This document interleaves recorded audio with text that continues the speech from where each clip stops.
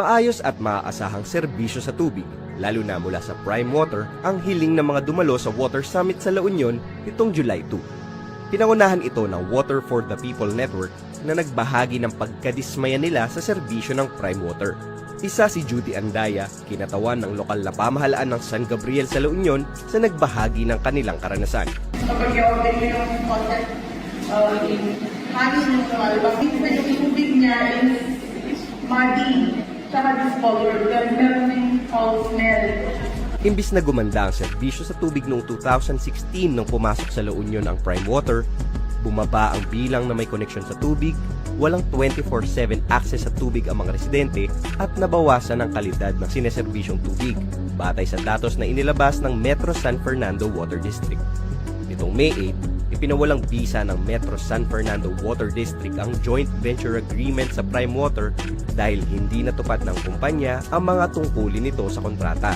Sa kabila ng ilang taong palpak na serbisyo, pinayagan ng La Union Regional Trial Court noong June 11 na manatiling nasa kontrol ng Prime Water ang serbisyo ng tubig sa San Fernando City at mga bayan ng Bawang, Bacnotan, San Juan at San Gabriel.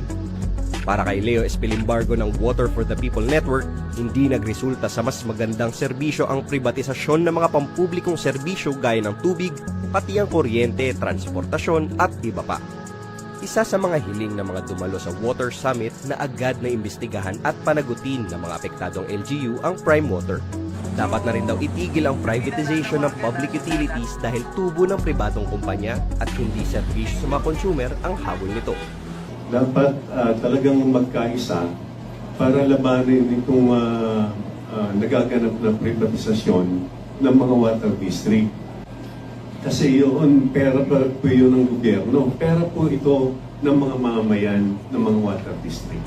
Ito si Adrian Puse kasama si Sherwin De Vera ng Northern Dispatch, nag-uulat para sa alam.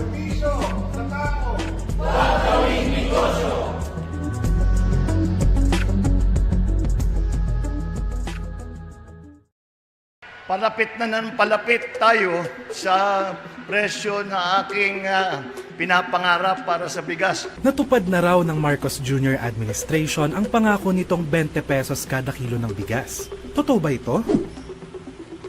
Ang dami pong talagang naghahanap sa amin noon. Kami po ang walang may sagot kasi wala po. Wala pa pong 20 pesos. Pagpadalaga niya nagpromisa sa produla man nagtupa ang iyang agin promise. Ang presyo sa bugas tamaan kay kataas. Ti budget nang napaigo-igo lang sa sudan kag sa bugas. Wala man yun na nahitabo. Diri sa Davao wala pa mi nakita nga tindahan nga gi-promise niya tag 20 wala jud pa mi nahitabo. Wala siya nahatag nga kaayuhan diri sa mua.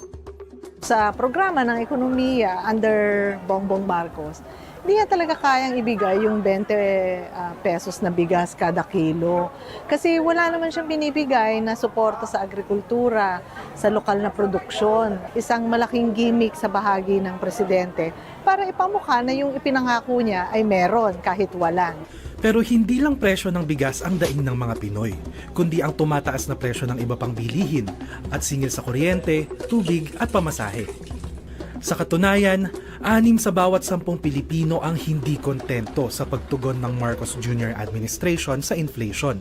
Mga pagkain dito is hindi naman ganun nabibili sa murang halaga.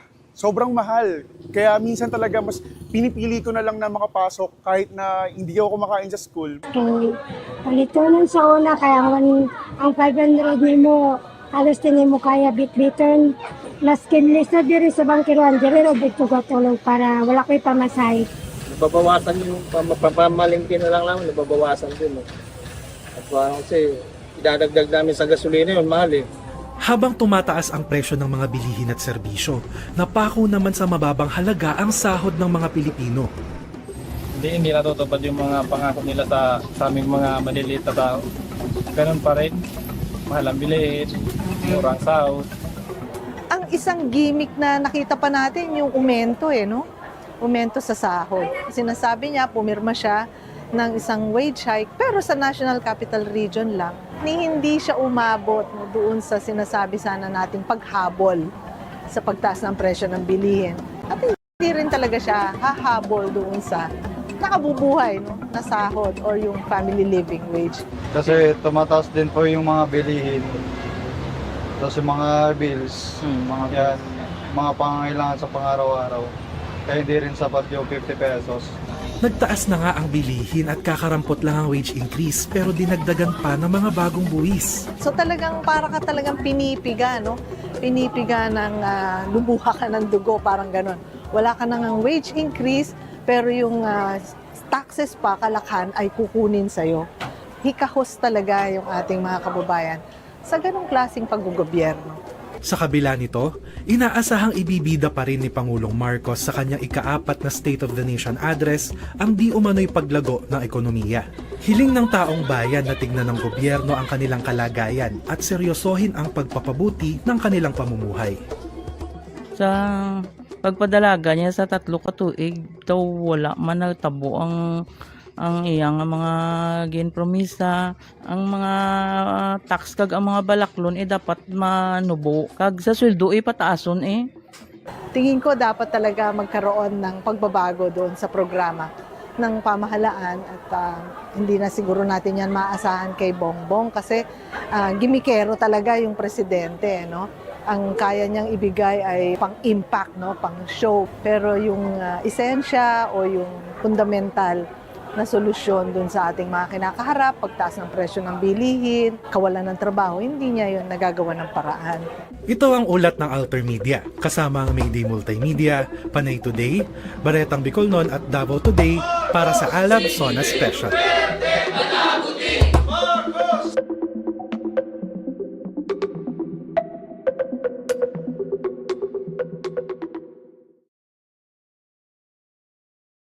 Pampaganda ng imahe raw ang inaprobahang wage hike ngayong linggo. Pero 50 pesos na aumento, nakakapogi ba yun? Panoorin ang aming balita. With feelings!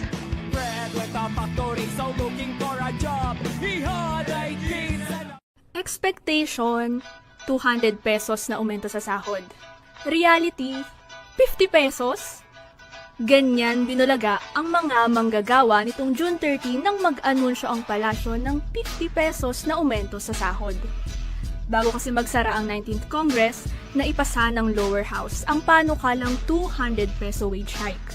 Maliit actually ang 200 pesos pero ibig sabihin lang nito, may pagkilala ang mga mambabatas na kailangan ng at least ganitong halaga para umalwa ng sitwasyon ng mga manggagawa. 50 pesos? May ginhawa ba itong may bibigay? Kasi sa 50, parang hindi mo rin mararamdaman eh.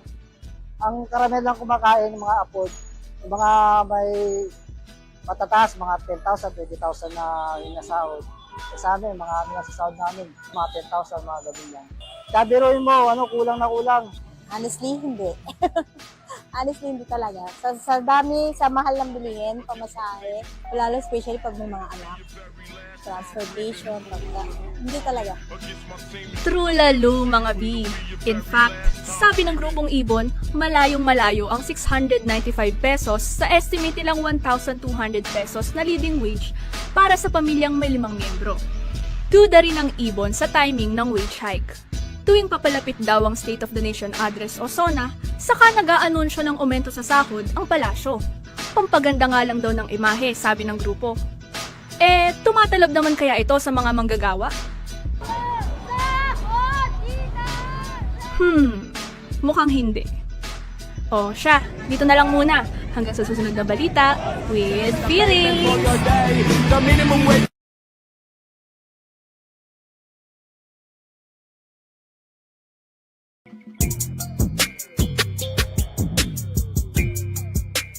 Matagal na nating sinasabi na dapat ang pinapriority ng gobyerno ay yung pangailangan ng mamamayan at hindi yung makatubo. Yung pinaka-epektibo na pagharap o pananggalang natin sa mga epekto ng climate crisis ay yung mismong pagprotekta sa kalikasan. Nandiyan na yung mga bundok, nandiyan na yung mga puno, nandiyan na yung mga bakawan na magiging pananggalang natin sa hangin, sa malalakas na bagyo. Dapat pangalagaan natin yun at hindi sinisira.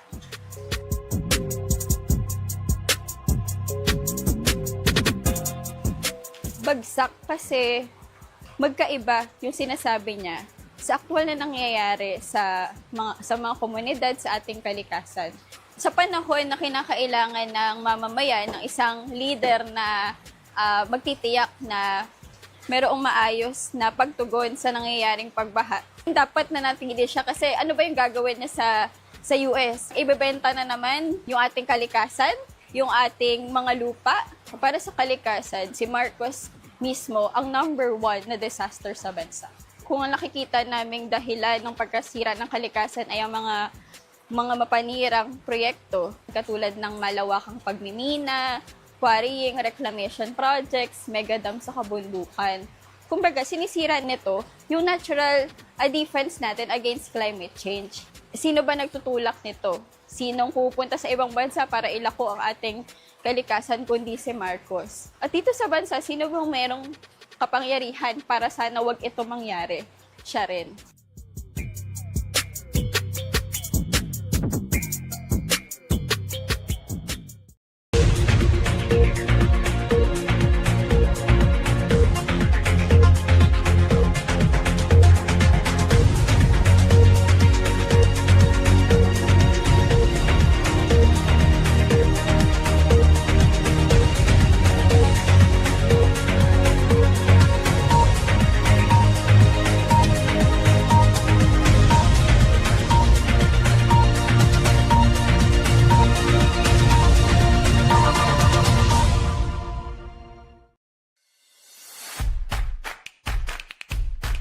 Is Malacanang still confident na hawak pa rin ng administrasyon ang suporta ng taong bayan? Ang pagsisimula ng impeachment trial ng vice-presidente. Crime water ang tawag ng mga apektadong residente.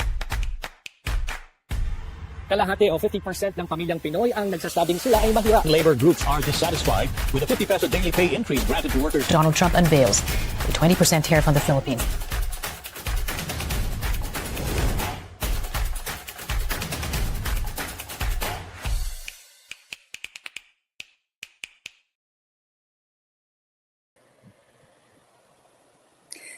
Good afternoon. I'm Audrey De Jesus and welcome to the IBON Birdtalk Midyear 2025. Birdtalk is a biannual forum where IBON presents its analysis of the country's most urgent socioeconomic and political issues. In light of the ongoing extreme weather conditions, this forum is currently being live streamed. Thank you to all our participants for joining us today online. Birdtalk Forum is made possible with our co-presenters, the Office of the Faculty Regent, Office of the Student Regent, and the All UP Academic Employees Union, as well as our official media partner, Alter Media. We are currently live on the Facebook pages of IBON, IBON iPad, and the IBON Bookshop. A special thanks to all our partners that are helping us bring the Bird Talk to a wider audience. Today, we'll assess major economic and political developments while also laying down the prospects for Filipinos amid the current global context and national situation. Our first speaker finished his master's degree in development studies and his bachelor's degree in philosophy and economics at the London School of Economics and Political Science. He currently serves as a member of the IBON Board of Trustees. To discuss the global crisis and its impact on the Philippines, let's welcome IBON Executive Director Jose Enrique Sunny Africa.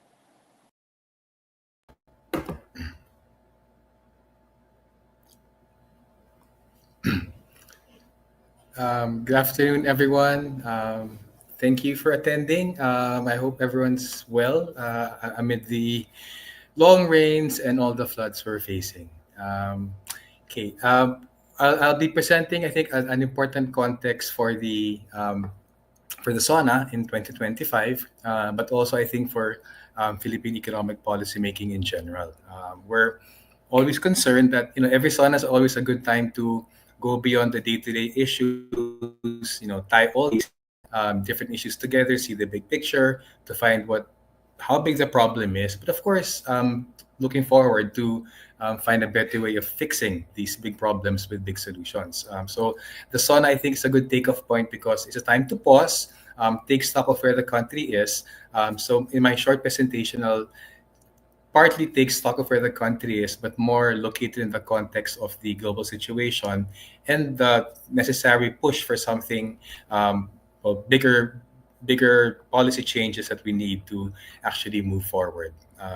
So I won't be taking up much of the local situation. I think Rosby will be taking that up later, but I think it is important and essential to start from where the Philippines is right now, because the context is, unfortunately, people's conditions do continue to worsen under the Marcos administration. There's increasing poverty, increasing hunger, and this is happening despite the last SONA 2024, which listed so many accomplishments. So you're not meant to be reading the list on the right, but it's just sort of a fragments of the sorts of accomplishments that the administration always talks about. They talk about so many roads, so many bridges, so many programs for agriculture, so many programs against hunger, and of course, lots and lots and lots of talk about attracting foreign investment. But I think key takeaway, I think, is that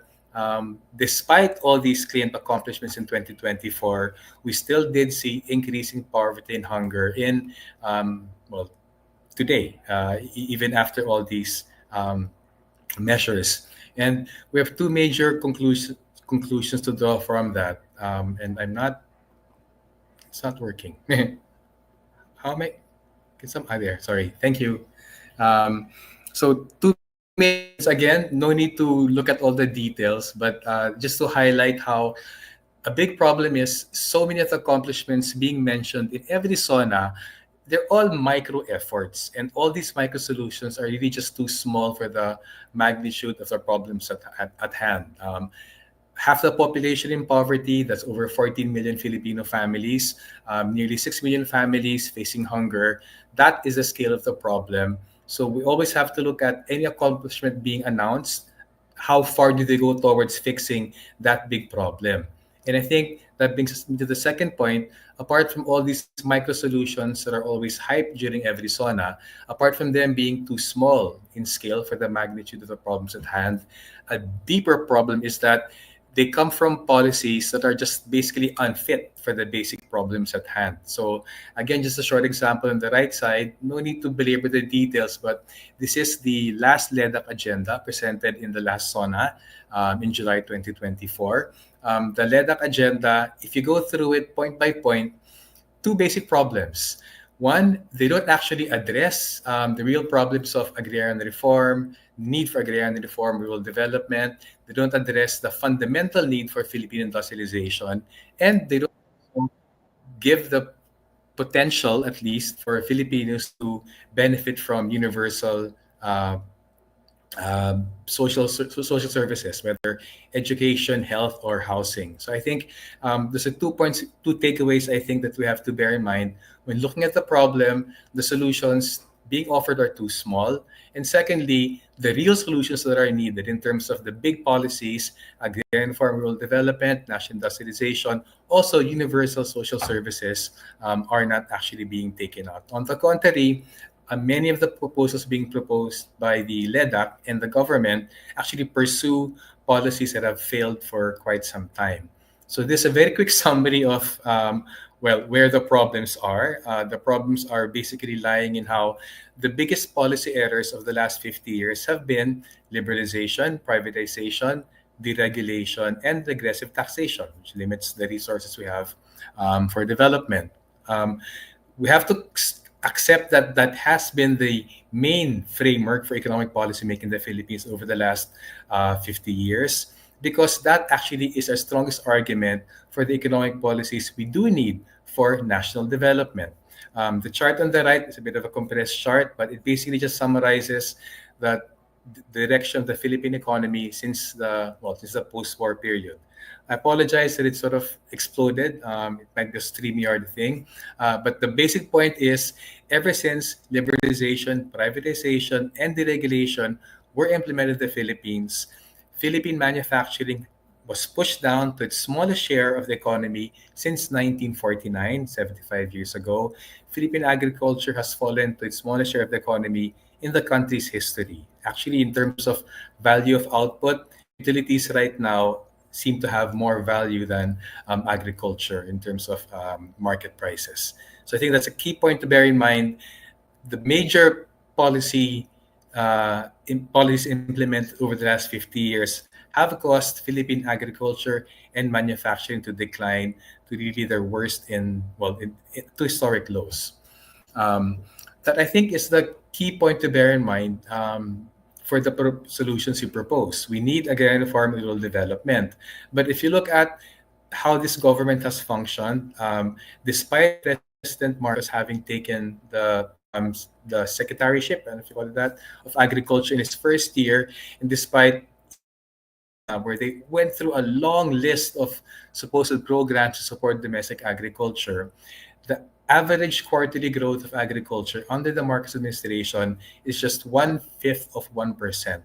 Average growth is 0.2%, compares unfavorably to the 1.2% average under former President Duterte, compares even more unfavorably compared to the 2.1% under President Aquino, and looks even really worse compared to the decades from 2000 to 2010, where agricultural growth 3.5%. Productivity won't improve without government intervention, but unfortunately, if you look at the 2025 budget, in contrast to the need of increasing support for agriculture, we actually saw the Marcos administration deprioritize agriculture. It's falling to just 3.9% of the national budget compared to 4.1% last year. In terms of the big solution needed, the core economic strategy we need of national or Philippine industrialization, the last SONA, and all the government's economic plans do not have a Filipino industrialization policy. And that is quite well reflected in lack of support for Filipino firms. It's very striking that the DTI, supposedly the lead agency for supporting MSMEs, where we have the seeds, presumably, of Philippine industry, there's barely, not even 4 billion pesos being allotted in support for MSMEs. That's 0.06% of the national budget for MSMEs, not even counting, as MSEs as a whole, not just industrial MSMEs. And in contrast, which I think is the biggest policy failure of the government, instead we focused on trade and investment liberalization, which has favored foreign investors without contributing to creating a Filipino industrial base. And I think that's a good takeoff point for looking at the recent debacle of the negotiations of the Philippine government with the Trump administration. At the end of it, and it's not fully complete yet, but at the end of it, I'm pretty sure we will see very one-sided US-biased globalization with protectionism in the US while opening up the Philippines. And that is very ironic because the world's most powerful country, the world's biggest economy, is actually protecting itself more than a country like the Philippines, which remains in the bottom 1/3 poorest countries of the world. This is just a listing of official policy statements of the U.S. government about their priorities in their export sectors: military equipment, information technology, energy, transport, health, also agricultural products. Also official policy statements that they do want to explore making the Philippines a location for their semiconductor production. That's not our semiconductor production. And also a specific emphasis on, they call it defense industrial cooperation, which I think is the best context for the almost gloating of President Trump about the ammunition factory being set up in Central Luzon. So I just want to sort of start this discussion of that case study of that one-sidedness of globalization, and in particular, the one-sidedness with the United States, because these are official policy declarations of the US, and unfortunately, it is manifesting, and they are basically getting what they want, including after the last round of talks of President Marcos with President Trump. To put that into context, the Philippines does remain heavily dependent in terms of foreign investment on the United States. There's $18.9 billion worth of investment in the U.S. investment in the Philippines right now. That's second to Japan's $32 billion. And you'll also I'm sure many are quite familiar by now.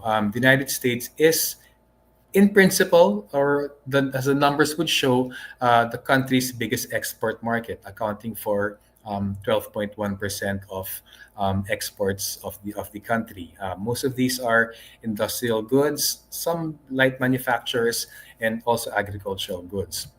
Now, one thing I think that many would be surprised, I've actually not heard anyone else mention this. I don't think many people are aware that in terms of the numbers or the paperwork of it, the Philippines, our biggest export to the US is electronics. 56% of our exports to the US are electronics. That's been well reported. But not so well reported, the biggest imports of the Philippines from the US are actually agricultural products. 38% of our imports from the US are agricultural products, only followed by electronics with 29%. Now, I think that's a useful, not trivia, that's a useful fact to bear in mind, because it also reflects that a lot of analyses about how economies relate with each other have to consider, in the last 30, 40 years of expanded global value chains, the old style of analysis that rich country exports high value goods to a poor country exports low value goods to a rich country, that actually is a bit harder to support with just the straightforward data, because of the global value chains right now.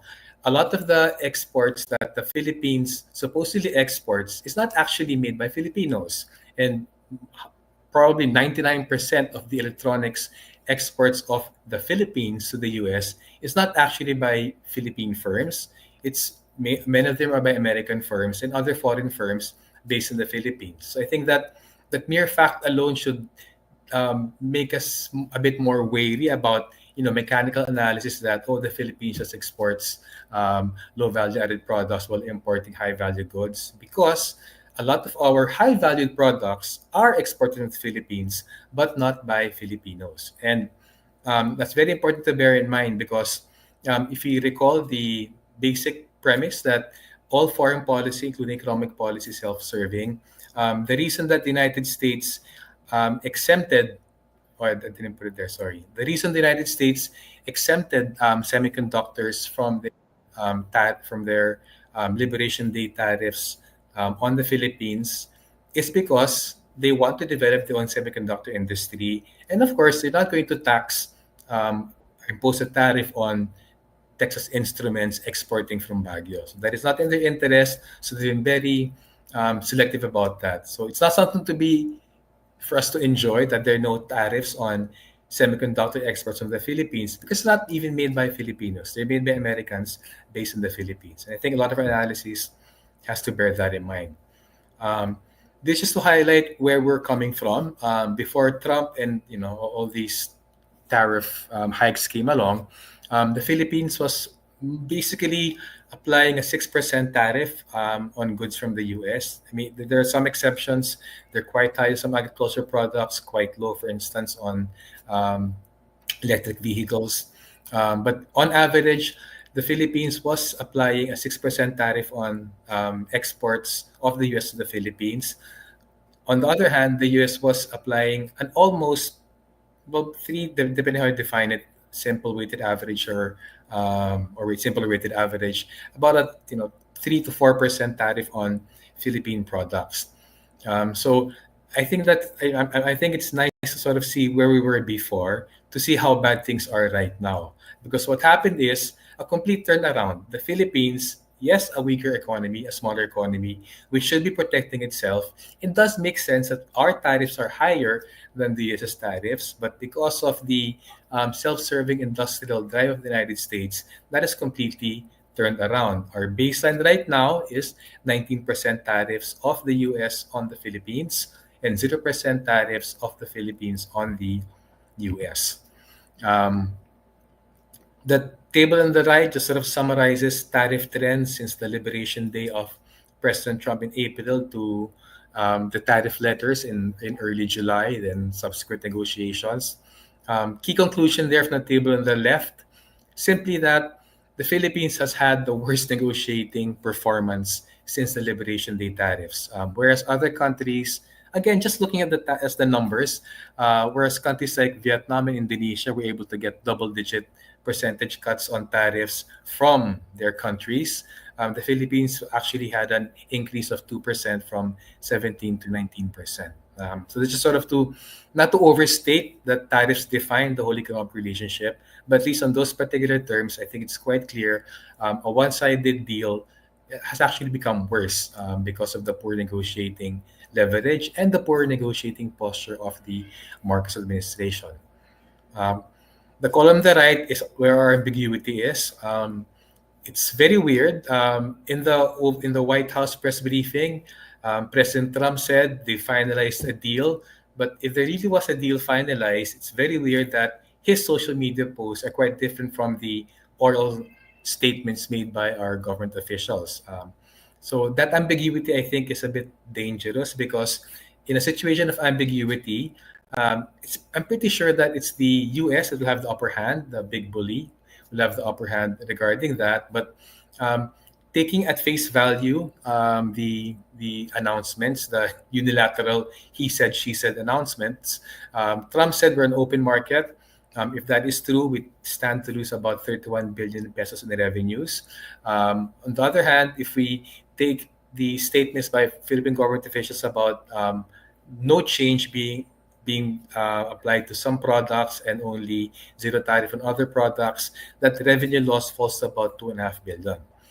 But that's not actually the bigger problem. The bigger problem is the loss of policy space. The fact that we're giving so much to the United States while needing forgoing our own protection on the specious argument that, oh, we don't have a car industry anyway. That kind of is a bit short-sighted because having a car industry or producing car parts, inputs, is a legitimate development objective. But by declaring zero tariffs on that, again, on the specious argument, oh, we don't produce cars anyway, it seems to miss out that we're locking ourselves out of that option in the future. Some quick points on the announcement of U.S. aid being given to the Philippines.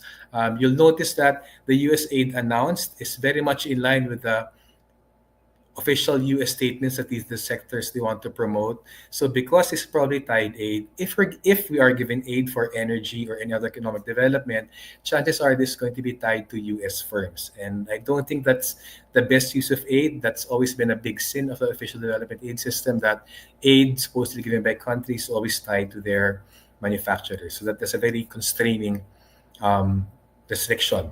Another key point, even if there's some investment, it's a bit suspicious that if the investment is in the Luzon Economic Corridor, exactly where the Philippines has allowed the U.S. to expand its ammunition factory and even to expand its military presence, it kind of raises suspicions that is the Luzon Economic Corridor really for the Philippines, or is it to facilitate the U.S. presence, both commercial business and military presence in Central Luzon? Then I'm going to be super dismissive on that absurd $21 billion in investment pledges press release. I'm going to be very dismissive because right now, if we only have less than $19 billion in total U.S. investment in the Philippines, it's a bit imaginary to think that, oh, after a nice 3-day visit, suddenly President Bongbong Marcos is bringing home a huge stack of bacon equivalent to more than the current stock of U.S. investment in the country. So that's probably just a diversionary tactic to divert from the poor negotiating outcomes. I'll jump over this, but this is just to highlight the text on the left is the text from the executive order of President Trump that exempts those products in their self-interest. So if it exempts semiconductors from their Liberation Day tariff hikes or subsequent to that, that's not in our interest, that's in their interest and nothing for us to be happy about. It just highlights in terms of actual exports to the Philippines, the main sectors that will be affected in terms of agriculture, I think coconut oil, that's a big export for us, but also any small Filipino manufacturers in luggage, handbags, garments and textiles, footwear, and furniture. So because these are probably the only kinds of low value added Filipino manufacturers we can produce, these actually are going to be the ones quite badly hit. They're more or less about 2,000 establishments for that, with about 150,000 Filipinos employed. Now, this is, I think, the more important point beyond the little nitty-gritty about, oh, is it a 3% tariff before that became 20% and down to 19 instead of 17? I think beyond that, we should step back from that and accept a more general problem. Free trade benefiting the economy is a myth. It's a myth belied by the country's experience over the last 50 years. So this chart just shows, for instance, the red line shows Philippine tariffs. They've definitely gone down over the whole period of globalization, but especially since the 2000s, down to their 6% now. Lots of scientific precision with the digits of the tariff. But anyway, it went down from about 45% to about 6% because of globalization. Not a coincidence that over that exact same period, the tariffs were taken down without previously developing Filipino capacity in agriculture or in manufacturing. That is the main reason why an open economy has not benefited us, because we did not have the capacity to benefit from that openness. On the contrary, that openness, because of the lack of government support for Philippine agriculture manufacturing, that openness has led to manufacturing falling to its smallest in nearly 8 decades, agriculture falling to its smallest in the country's history. On the other hand, there are countries like the US, like Japan, investing tens of billions of dollars in the country. This chart shows the rapid increase in foreign investment in the Philippines since the 1990s. That's the blue bar. Also as a share of GDP, that's the orange line. So without a doubt, our openness has resulted in a flood of foreign investment. But again, key conclusion, if openness is good for us, in terms of trade openness and sort of investment openness, if we actually did have increased trade, including with the US, and increased investments from especially the US and Japan, recall, we still have been faced with decades of manufacturing agricultural decline. So key question there, any sort of obsession again in the sauna that the government is doing so much to attract foreign investment, we have to ask, what has that foreign investment benefited the Philippines over the last decades of globalization? And categorically, it may have benefited foreign investors, but not actually benefit the Philippine economy. Just a timeline of the various agreements, and to stress that, again, another myth. After decades of WTO agreements, we have dozens of agreements under the WTO, also a dozen FTAs. We have that economic outcome of degraded Philippine production. Now, I'm going to close with about 5 or 6 key points that the government has to appreciate in terms of its economic policy making. The government has to accept there are huge global changes underway. I'm going to run through about 4 or 5 of them, but the government has to come from the principle that because of so many huge global changes underway, which we have no control over, what we do have control over is what happens in our own economy. And it's something that we should have had from before, but something we should have even more now. We should have, and it's so urgent to have a domestic-oriented approach as literally the only viable strategy for development for the Philippines today. It was the only viable strategy before when the global economy was semi-booming, but it's much more the only viable strategy today when the global economy is actually weakening. The 2 charts on the right is just a sort of try to highlight the connectedness of the Philippine economy to the global economy, especially in the period of globalization. The upper chart are global growth rates. The lower chart are Philippine growth rates. And you can see the general trend: when the global economy slows, the Philippine economy slows.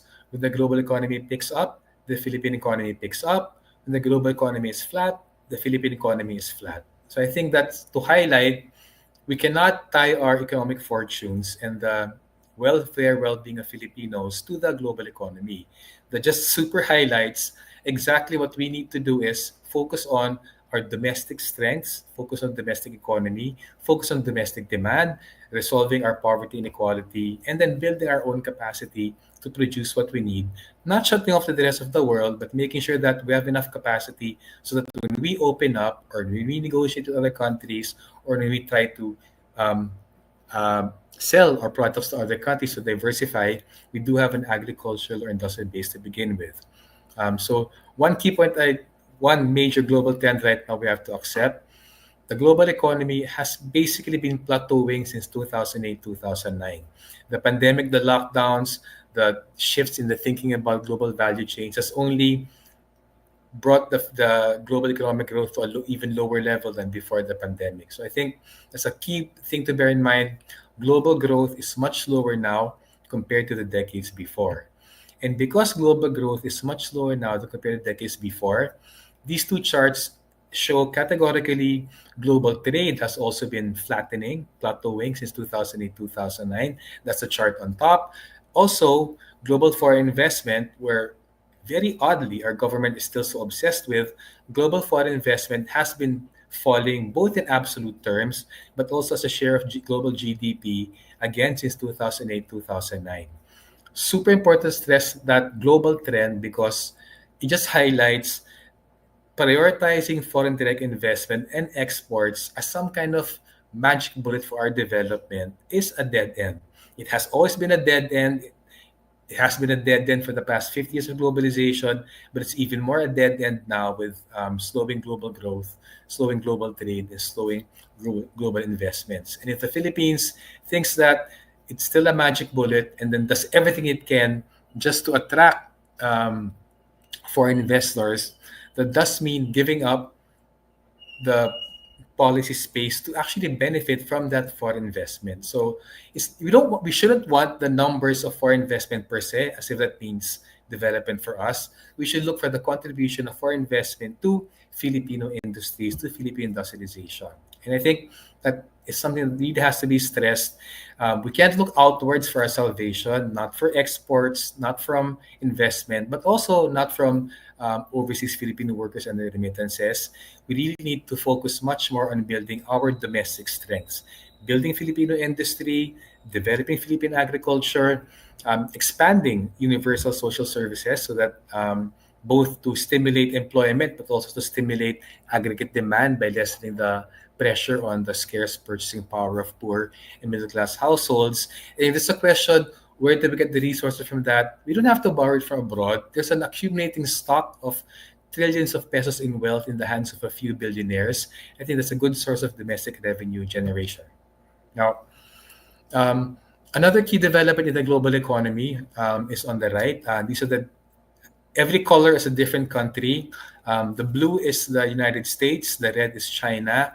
Key point there is that it's quite clear the US is still the world's biggest economy, but China has been catching up rapidly.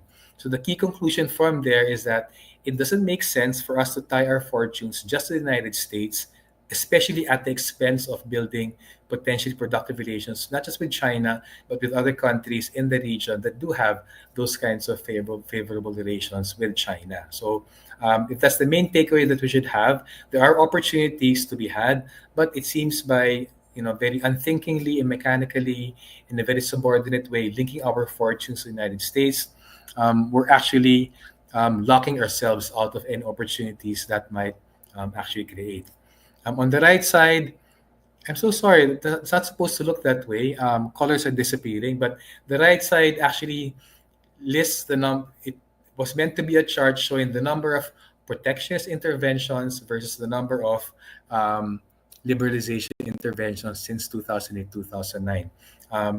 Again, I apologize that the colors are all whack, but the numbers are there.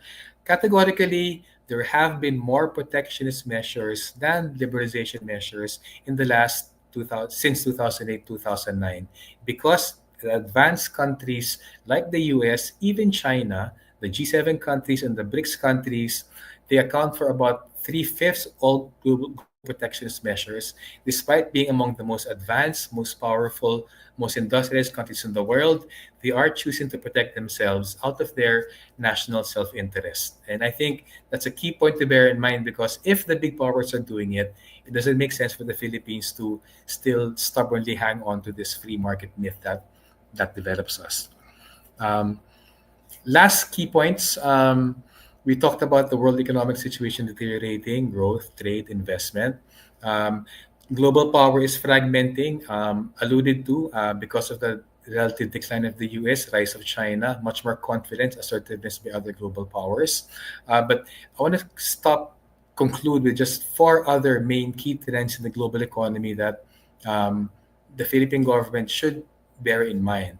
The first is the number of armed conflicts in the world is now at a historic high. The Uppsala Research Center has been monitoring the number of armed conflicts in the world since 1946. That's a chart on the top left side. They have monitored 61 armed conflicts around the world involving states. Either they're within states or they're between states, like Iran, Israel, Palestine, Russia, Ukraine. They include interstate wars and also intrastate wars that have been internationalized because of the intervention of other big powers, especially the United States. Main implication that injects a lot of extreme volatility, not just politically in the world, but also economically, especially if there's an escalation of war. We've seen it, an escalation of war in Eastern Europe or an escalation of war in the Middle East will disrupt markets, will disrupt trade, will disrupt financial sectors. So the fact that the number of armed conflicts is increasing because the global crisis is getting worse, because multipolarity is weakening, this sort of overbearing dominance of a superpower. There are very many more military flashpoints creating economic flashpoints. And of course, that's of particular importance for the Philippines because where we are being made as part of the front lines of the US against China, hence a lot of tension in the South China Sea, West Philippine Sea. Second key point, democracy is backsliding with the rise of autocrats, both outright and populist autocrats using the electoral scheme, but also autocratic, authoritarian measures with crackdowns on civil society, non-org organizations, and mass movements. Big problem there is that if states are not held to account for their actions, if there are no genuine policy alternatives from the perspective of the people and democratic forces, if they're put down, that actually does compromise prospects for a better world and for better, more sane, more rational, more humane economic policies. So that sort of authoritarian trend and rise of democracy, rise of autocratic trends worldwide, that does have a very strong impact on Philippine economic development. Especially because it is happening also in the country with such big human rights violations against those pushing for radical socioeconomic reforms.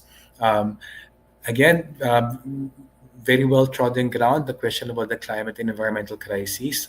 Again, we felt the floods the last few weeks in the Philippines, but of course, the biggest problem there is the disruption of trade, of production, especially agricultural production, because of climate change. Maybe key point to highlight is that despite the disparity in terms of accountability for the problem of climate change and emissions, it remains the case. It is poor and vulnerable countries like the Philippines being made to bear a disproportionate burden of adjusting. It just makes it worse if the government, like in the case of the Philippines, does not actually have the sincerity to address climate change properly. Last, I think, key trend that the government has to adjust to is the rise of digitalization and automation technologies. There are strong implications, not just in terms of production consumption, but very frighteningly, there's an implication in terms of mass behavioral modification. But just to focus on the employment impacts, for instance, the rise of digitalization, automation creates the much more scope for exploitation of gig workers, platform workers, but also creates much more leverage for exploitation, even the formal sector with the surveillance of workers, their monitoring, and just sort of squeezing the most profit that can be had from them. So last point, again, no need to go through everything, but the reason that I think it's important to talk about the global trends because there are so many flashpoints and volatilities and crisis situations coming from the global economy. We have to strengthen, look inward to give that stability to deal with what's happening outside. And this last slide is just listing ultimately what is the strongest foundation for Philippine economic development, and also to deal with any sort of problems globally, whether political or economic, it is Filipino industrialization. Filipino industrialization means having a bias for Filipino investors, for Filipino firms. It means protecting Filipino firms. It means promoting Filipino firms. It also means allowing foreign direct investment in, but making sure the contribution is not just to that nice number of investment and exports, but making sure they contribute to Philippine industrialization. And I want to close to that point because this is something that we would like to see in the next one of the administration.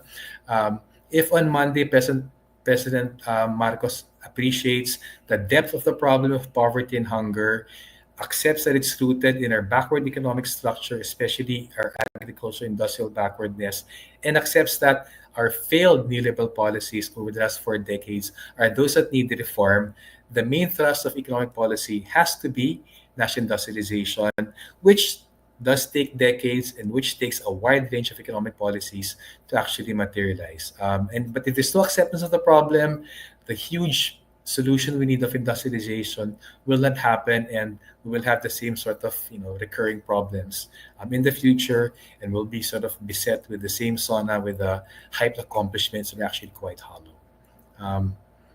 That's it. Thank you very much. Thank you. Okay, thank you, Sunny. So directly, let's go to our next speaker. She finished her AB Economics degree at the University of the Philippines, Manila, and she is currently a member of the Board of Trustees for both IBON Foundation and the Asia Pacific Research Network. To talk about the national situation and prospects for the Philippines, let's welcome IBON Research Head and Executive Director Rosario Guzman. Thank you, Audrey. Good afternoon, everyone. I'm the executive editor, Audrey.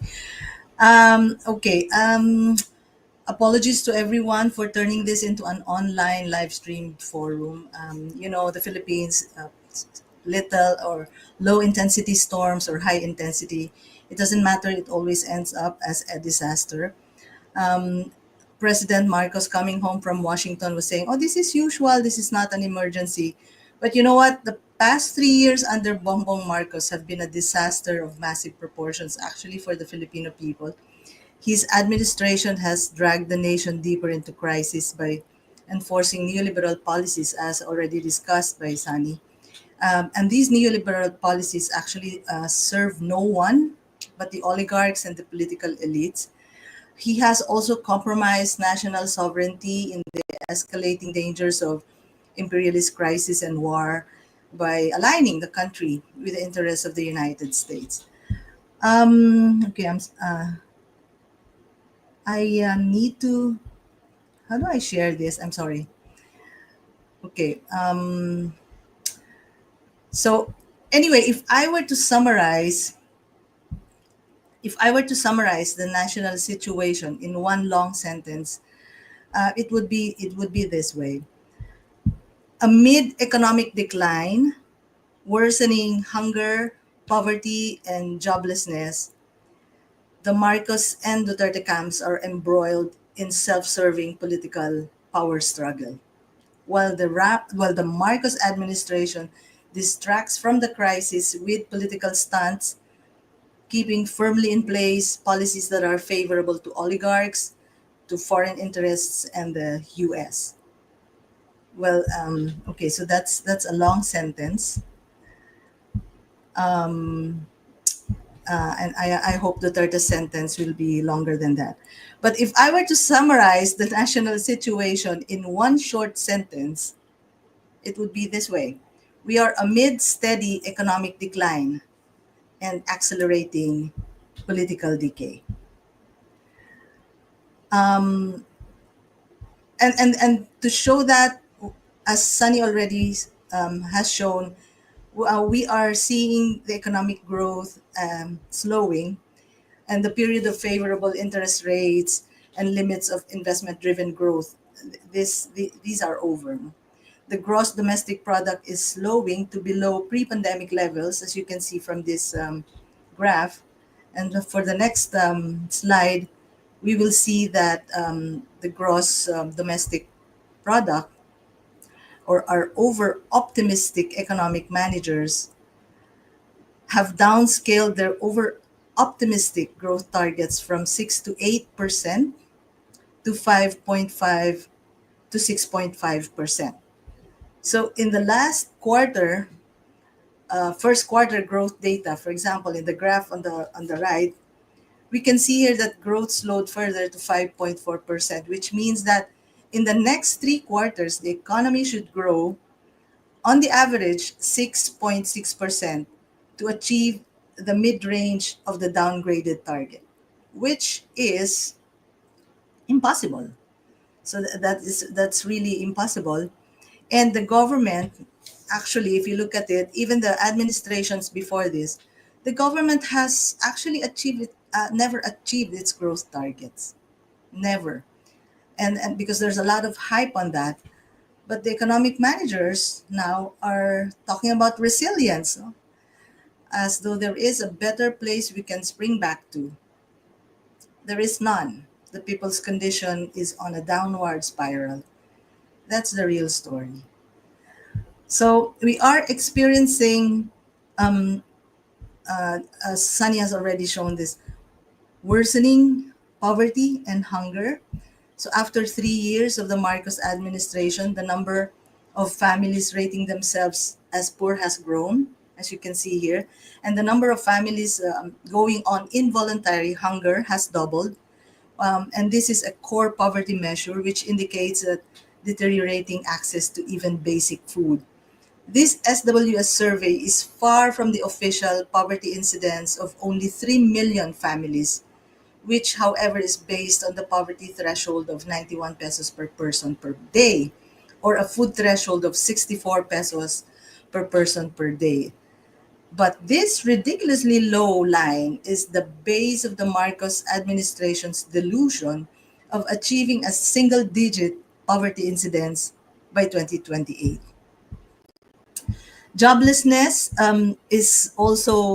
joblessness and falling incomes are the country's persistent realities. Unemployment is among the highest in Southeast Asia. That is the official figure, which is even moderated considering the counting of workers in precarious jobs as employed. So about 41% of the so-called employed are actually self-employed or unpaid family workers in family-operated farms and businesses, or in private households like household help. But if we even add the workers in informal establishments, that would reach about 78 out of 100 employed in the Philippines are actually informal workers. So this growing informality is even and joblessness is combined with wage repression. So the average minimum wage in the country, as you can see here, is 475 pesos a day. That is far below the average family living wage across all regions of 1,217 as computed by IBON. In the next slide, we can see that the average monthly minimum wage in all regions is even below the average monthly poverty line.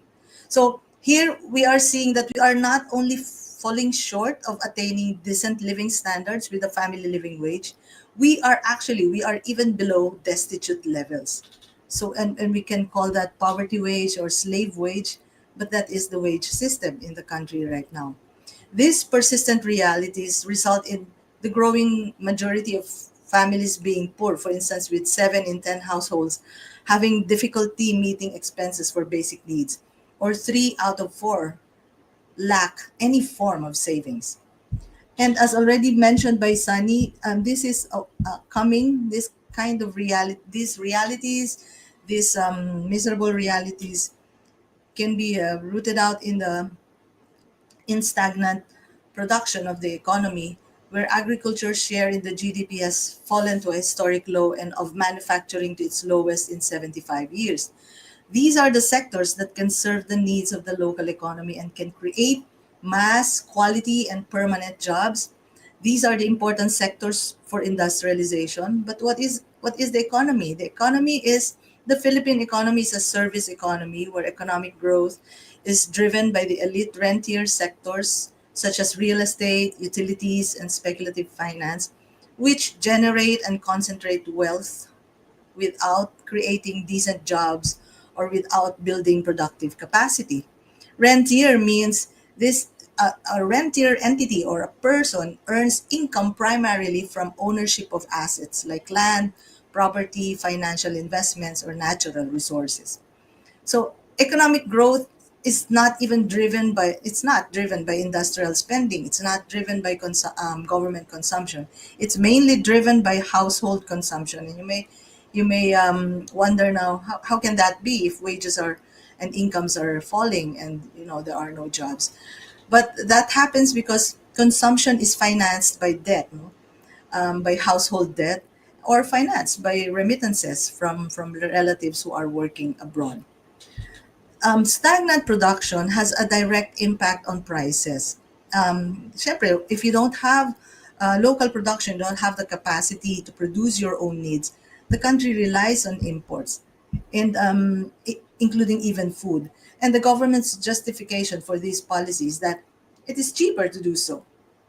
But permanent inflation is a feature of the Philippine crisis, and which is now among the highest in ASEAN, as you can see in the graph, because of the very nature of the economy being dominated by traders, rentiers, foreign monopolies.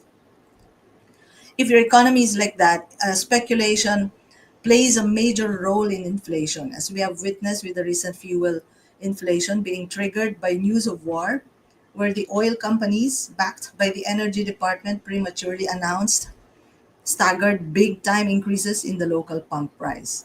So prices continually, especially food, no prices continually increase. That's what we're saying when we have permanent inflation in the Philippine economy, and they remain high. No? And there is something fundamentally wrong when inflation, especially the staple rice, no, there's something fundamentally wrong if that is the leader or driver of general inflation. But again, the economic managers are happy to note that inflation has gone down, as you can see in this graph. The orange line is food inflation, and the blue line is the overall inflation. Sabi nila, oh no, it's going down, and they're happy to note. And some economists would even say the beast is slain. But that is after the Marcos administration reached, as you can see in this graph, reached an all-time high of 8.7% inflation in January 2023. But you know what? If you're happy because inflation is going down, that is fake optimism, because prices, especially rice, have not actually gone back to their previous levels. Prices are still about 6.3% higher today than the end of 2022. And an economy that is so I hate to use the term backward, or maybe you can use pre-industrial, but an economy that relies on foreign trade and imports will always experience trade deficit. So the trade balance, exports minus imports, the country, as you can see in this graph, has always been on bleeding chronic trade deficit, and it has worsened with the intensified liberalization of imports. It is chronic because it is the policy.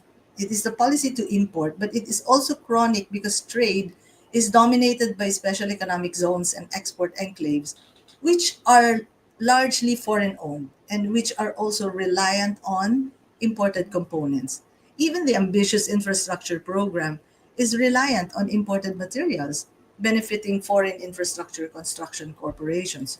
So the Philippines, in terms of trade, actually just functions as a location with a global supply chains of foreign corporations, of transnational corporations. So we are simply a source of cheap labor rather than an autonomous industrial economy. So the TNCs leave behind neither advanced technology nor local capital. So this kind of setup, or this foreign domination, is bleeding not only trade but the entire economy.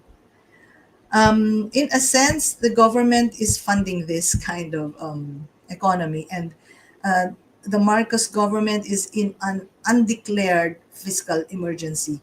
So since the pandemic, the government's budget deficits have been hitting record highs, and the Marcos Jr. administration hasn't been able to pull out of this crisis.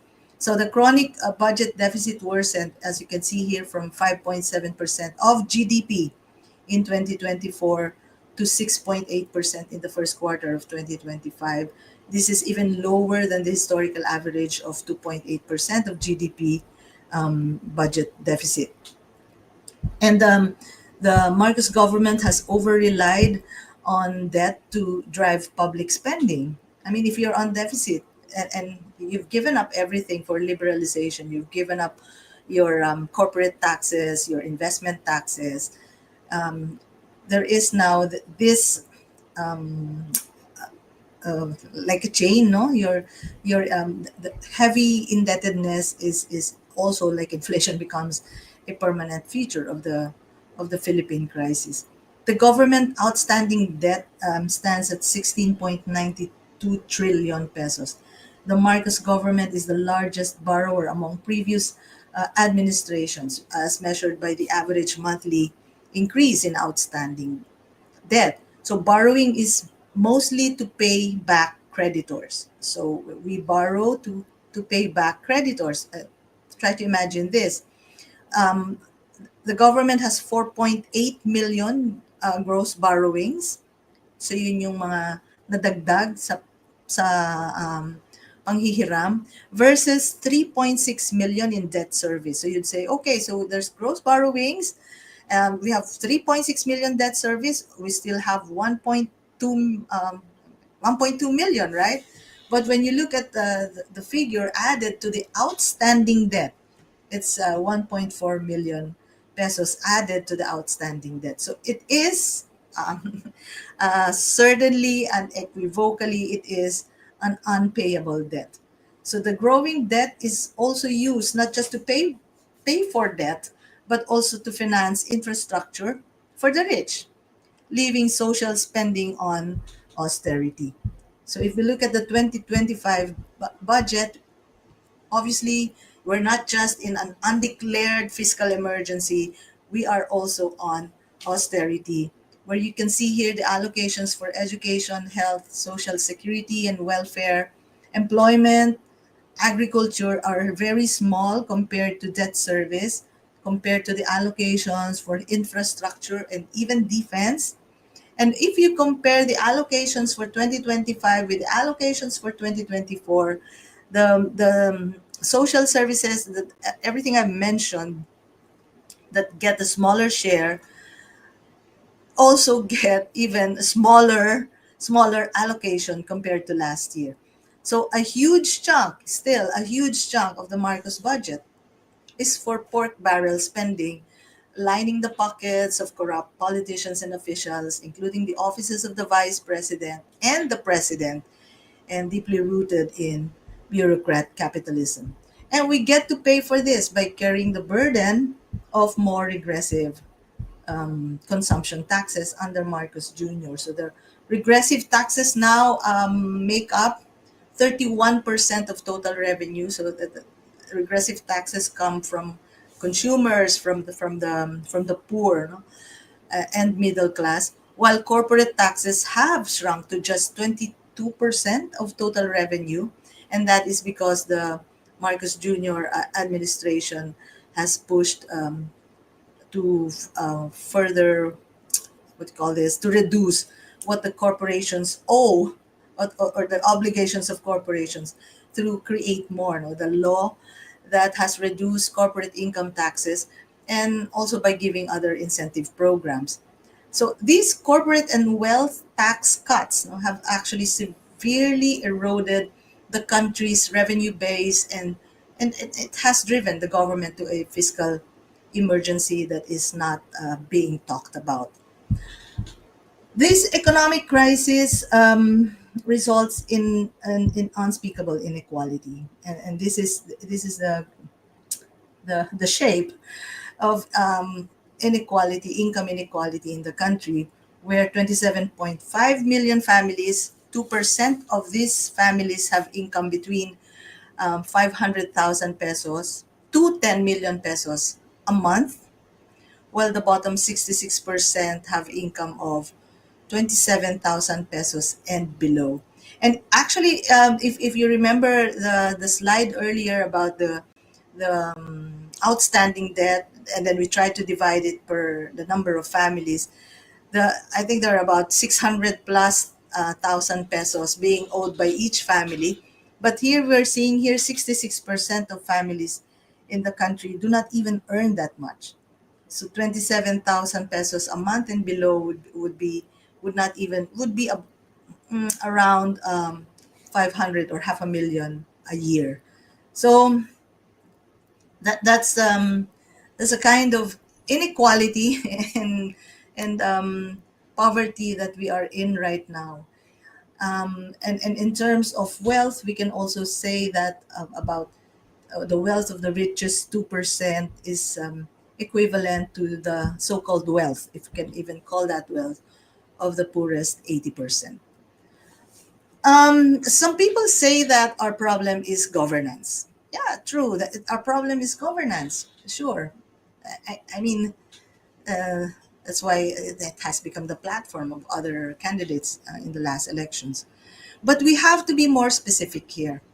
It has to be defined that our problem is governance that is neoliberal diehard, elite driven, fragmented by self interests, authoritarian, and foreign subservient. That has to be recognized. That's the kind of governance that we have. Sorry about that. Okay. Sorry. All right.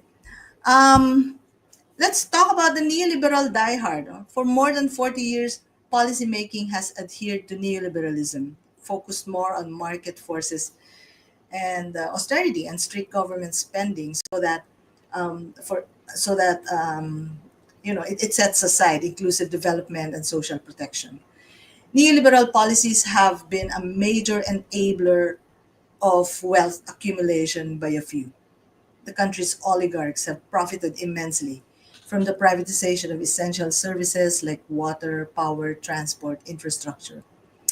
And liberalization has allowed them to partner with foreign capital, which, of course, meanwhile, the government, no, while deregulation also has enabled unhampered or unbridled profiteering, free from any meaningful government oversight. So the state's capacity to assert sovereignty and broad-based economic plans has been diminished. So that is for more than 40 years. No? And then if you look now at foreign capital, it has significantly benefited from this from neoliberalism, with foreign firms now accounting for 70% of the manufacturing sector, and the transnational corporations, they account for 55% of the manufacturing revenue of the country's top 1,000 corporations. This slide is showing that under Bongbong Marcos, neoliberalism has shifted into a high gear. No? So the administration amended the remaining protectionist provisions of the Public Service Act, the Foreign Investment Act, and the Retail Trade Act, um, uh, and to allow 100% foreign ownership in key sectors like infra, transport, telecoms, and retail. These are areas. These areas are crucial for national development. It has also lowered the corporate income taxes, I've already mentioned, from 25 to 20%. Um, Qualified exporters can also avail of 5% special corporate income tax on gross income for up to 27 years. Tax holidays are extended for mega projects for another 7 years. Equipment, machinery, raw materials are also exempted from VAT, all without requiring much in return in terms of local job creation or technology transfer. Bongbong Marcos also used his power through executive orders to lower tariffs on rice, corn, pork, and other essential food items, of course, at the expense of the local farmers and consumers. He issued Executive Order 18, which we now know as the Green Lanes for Strategic Investments.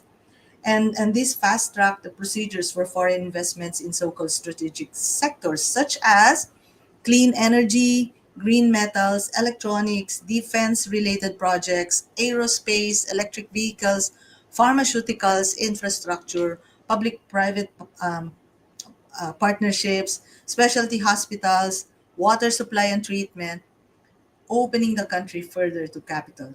So the president is also set to sign into law what has already passed bicameral approval, which is the extension of the Investors Lease Act from 75 to 99 years.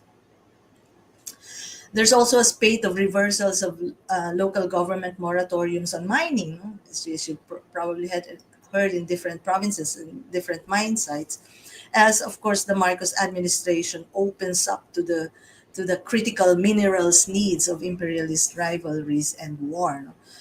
And as already Sunny mentioned, the Marcos Jr. administration's subservience reached a new low over Trump's tariff bullying. Okay, with this neoliberal order, the country's oligarchs have profited immensely, and I don't want to underemphasize the foreign corporations, but focusing on this, we can now tackle why our political system is rotten to the core. The combined wealth of the three richest billionaires, Filipino billionaires, is 1.84 trillion as of the moment. And if we just look at their growth, their wealth growth, Villar's net worth increased by 121% from 2022. I'm sure you don't know, you're not familiar with that percentage. No one among us recognizes that percentage in terms of income growth or salary increase. But this is just, for 3 years. The Villars are in mining, construction, water, power, telco, real estate, transport, trade, finance, hospitality, IT, BPO, and mass media. Truly, it's all theirs, no? And Villar is behind the Nacionalista Party. If we look at Enrique Razon, his net worth increased by 95%. Again, no one knows this much growth. And Razon is in mining, construction, fuel and oil, water, power, telco, real estate, transport, finance, and hospitality. Razon is behind the National Unity Party. Ramon Ang, in particular, his conglomerate, SMC, the net worth grew by 48%. And SMC is in food and beverages, agriculture, mining, manufacturing, construction, fuel and oil, water, power, real estate, transport, trade, finance, hospitality, and IT BPO. Ang is behind the Nationalist People's Coalition.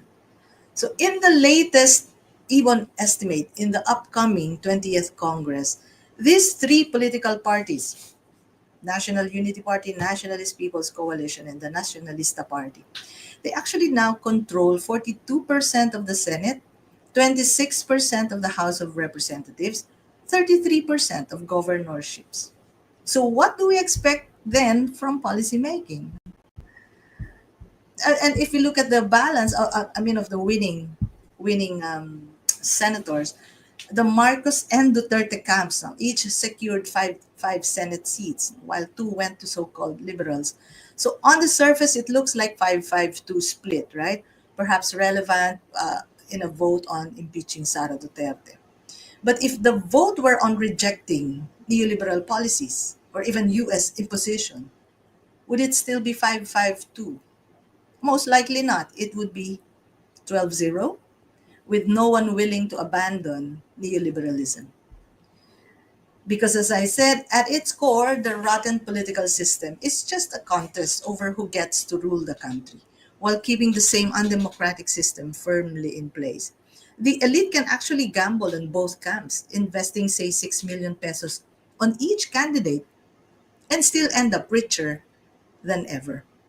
So over the past 3 years, for example, the Marcos Jr. camp has mainly focused on securing power beyond 2028. So has Sara Duterte from day one in office. She's been busy trying to position herself as the next president, and of course, in the process, misused public funds to support that ambition. But the Marcos camp, and this is a new low, the Marcos camp shamelessly rode on the impeachment case against the vice president and Rodrigo Duterte's crimes against humanity. These are grave abuses, no? Grave issues. But the Marcos camp has reduced this into Marcos versus Duterte instead of um, people versus Sara's high level corruption and public betrayal, or instead of people versus Digong's crimes against humanity. But if we look at the election results, all the stunts of the Marcos camp didn't give him much of an edge over the Dutertes, who have maintained their large support base also through stunts. So the country's politics is rotten to the core. The 2025 elections actually just was a proxy war between the Marcos and Duterte camps instead of being a democratic exercise where we can tackle important economic and political issues. And the 2025 elections also showed, again, we conclude that dynastic politics still dominates, and alliances with traditional politicians remain the key to winning. Popularity matters more than platforms, and of course, the systematic cheating, the lack of transparency in the automated system, black propaganda, and red tagging against leftist candidates, they remain. No? So, and we ask ourselves, are we forever stuck choosing between two evils, the lesser of two evils, the devil and the deep blue sea? Actually, power remained in the hands of the ruling elite, and these are backed by big business, backed by foreign interests who don't care about the poor. They don't care about the situation of the country. They only look out for themselves. And because that's always been their agenda, then we could not, never expect unity among them. And political actors also are focused on elections, on patronage, on personal and wealth accumulation, on short term political survival and personal gain rather than on long term strategic planning and institution building and national development. So this undermines coherent economic planning and external diplomacy. So one can either be pro China or pro US, and that inconsistency weakens the country's credibility and leverage. So whoever sits there, therefore, is resistant to reform, uh, and thus violently opposes any proposals, measures, or efforts for structural reforms. So the Marcos presidency pretends to be different from the Duterte presidency when it comes to human rights, right? Marcos Jr. maximized Duterte's draconian laws, authoritarian laws, to further political repression. And this is the Anti-Terrorism Act, the Terrorist Financing Prevention and Suspension Act, the National Task Force to End Local Communist Armed Conflict, which is the main instigator of red tagging, remains fully operational and targets dissent. And the mainstream left has been under heavy attack for a decade because the state is conscious that weakening this radical flank also weakens efforts and influence of moderates. These slides, for instance, this shows in the 5 years of the Anti-Terror Act, about 227 individuals have been charged with ATA and also with terrorist financing. 34 are designated as terrorists by the Anti-Terrorism Council. 193 individuals charged under the ATA and the Terrorist Financing Act. 30 individuals are currently detained with ATA cases, with 6 out of the 30, actually, there's a note there, have been dismissed. Two, using this laws, two are disappeared, and Angela Magdua has been convicted for 55 counts of being an accessory to terrorist financing.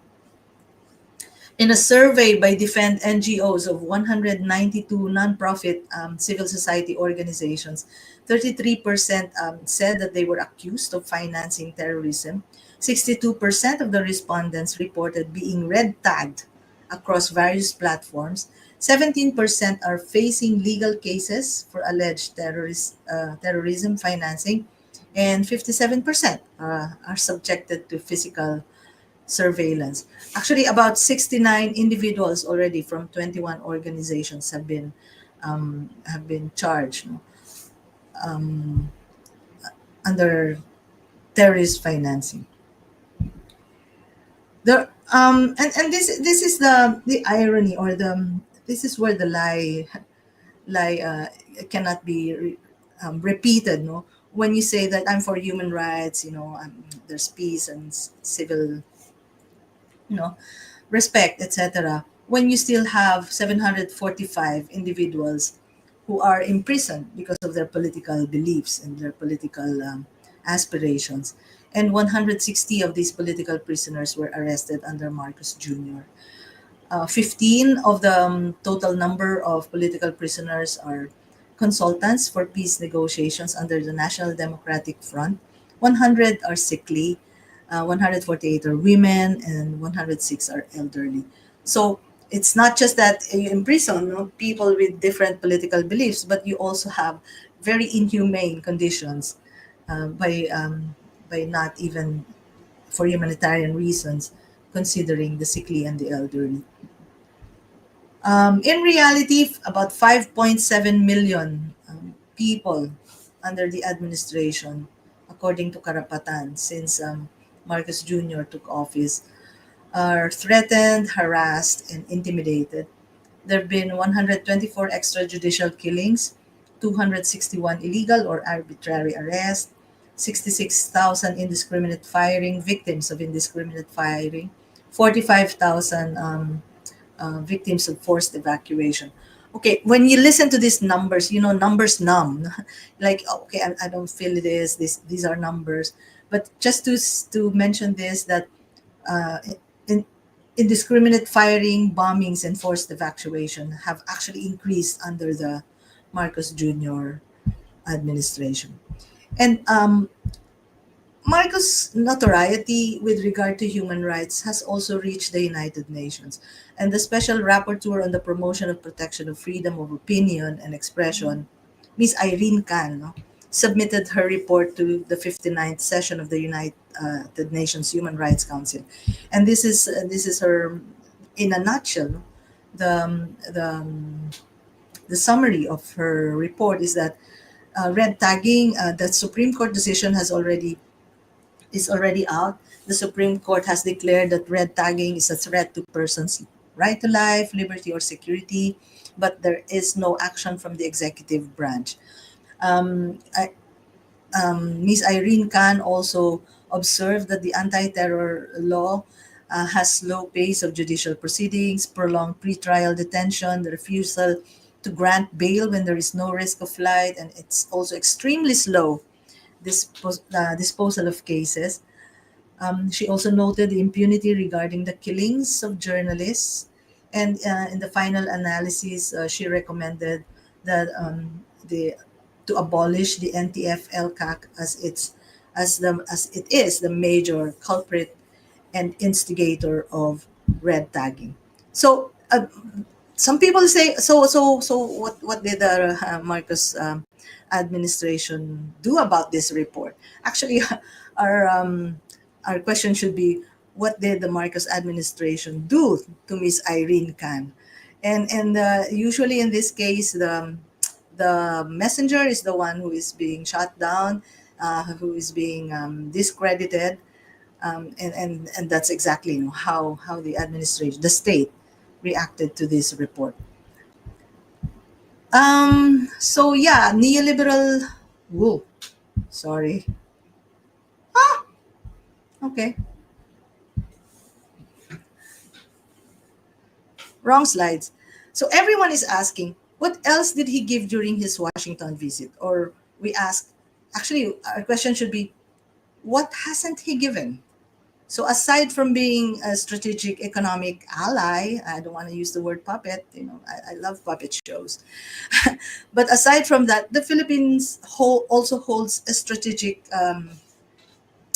location in the region, so helping the US maintain its geopolitical dominance. So in 2024, the US gave a total of 741.2 million in aid into the Philippines, which is the highest in Southeast Asia, with 73% of it going to military and security assistance. As already mentioned by Sunny, yes, there's aid, but there's always the tide aid with US corporations coming in.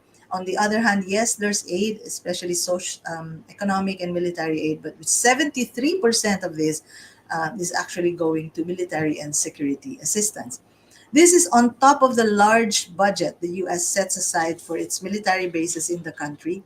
So under the EDCA, the US now has 9 active military bases in the Philippines, 4 of which were added in 2023. And these are strategic sites near Taiwan and Hong Kong and others close to the contested waters. But beyond the 9 EDCA, the government also allowed the U.S. military to access key facilities in Subic Bay Freeport Zone uh, for including a 4-hectare port or a warehouse where now is being used by U.S. troop as quarters. There's also another space for storage, equipment storage, and the Marcos government allowed the U.S. military to use this for 10 years. So we call it EDCA Plus, but in reality, the Marcos administration just continued the military agreements, visiting forces agreement, mutual logistics and support agreement or MLSA, and the colonial mutual defense treaty of 1957. In 2023, the Marcos government signed the US-Philippine bilateral defense guidelines. So actually, this pushed for a larger defense budget, national budget, and also armed AFP modernization budget, especially for external defense against China. So the national budget for defense increased, for instance, from 221 billion in 2022. So it's now 378.9 billion for the current year budget. So in 2024, again, the government signed the General Security of Military Information Agreement, which allowed both countries to share intelligence data. Then in 2025, he signed the Joint Statement on U.S.-Philippine Defense Industrial Corporation. And this agreement goes beyond training, it goes beyond access, it allows the building of facilities, U.S. investment, local production, and maintenance of American military equipment in the Philippines. We have witnessed also that the number of U.S. troops participating in the annual Balikatan exercises reached record highs under the Marcos Jr. administration, more than double the average under past administration. But also, it's also remarkable that this year's Balikatan focused on marine military drills, seen as a U.S. provocation against China's aggressive actions in the West West Philippine Sea. The U.S. even deployed the Nemesis, which is an anti-ship missile system, and the Typhoon long-range missile launcher, the same kind used by Israel in its ongoing genocide in Palestine. The U.S. also benefits from having the Philippines as captive market for its arms industry. After U.S. Defense Secretary Hegset's visit, the Marcos Jr. Government approved a 5.6 billion US dollar arms deal with the U.S. And this includes 20 fighter jets, 20 engines, 24 engines, 22 radars, internal systems, 184 missiles, 156 bombs, and other military hardware. So again, U.S. gains from this through arms sale. But some U.S. lawmakers also have proposed turning the former U.S. naval base in Subic Bay into a manufacturing and storage site for ammunition. And this would help address the shortage of forward staged ammunition in the Pacific region. The U.S. wants to ensure it has enough weapons stockpiled in the Philippines for any possible attack. So if this plan pushes through, it would give the US an even bigger advantage against China. It would speed up and simplify weapons supply to US bases in the region, but this would definitely drag the Philippines deeper into US China tensions, not just as a weapons depot, but also as a weapons factory. All right, where do we go from here? We would like to leave this to the open forum, this discussion to the open forum. But in broad strokes, Sunny has already laid down a comprehensive plan, but actually doable plan. Only if we have that kind of state that pushes for that kind of plan. But we need to have a coherent policy for agrarian reform and national industrialization for national development. And he also said that domestic resources and revenue have to be mobilized for this vision. The state has to have a strong role in development and democracy, and it has to have a sovereign foreign policy. The people's movement, I'd like to end by saying that the people's movement has proven itself to be the only genuine opposition to neoliberal, diehard, elite-driven, fragmented by self-interest, authoritarian, and foreign subservient kind of governance. We are the only genuine opposition. We've seen that from here and coming from the undemocratic elections, we've seen that. So from here and drawing all our lessons from the elections that just happened, we move forward to strengthening that movement. Thank you. Thank you, Rose B., IBON's research head and executive editor. Apologies for that slip. But thank you both to you and Sunny for your inputs, and of course, looking forward to the open forum to get the input from the audience and to explore more what was just presented. And so in a short while, we'll be having that portion of the Bird Talk. In the meantime, to our online audience, you may share your questions, your thoughts via the Zoom chat or in the comment section of the Facebook pages you're watching from. But before we head there, I have a few questions for our speakers, so this can warm up towards our open forum Q&A. So thank you again for your presentation. I guess overall, we saw in both your presentations the need for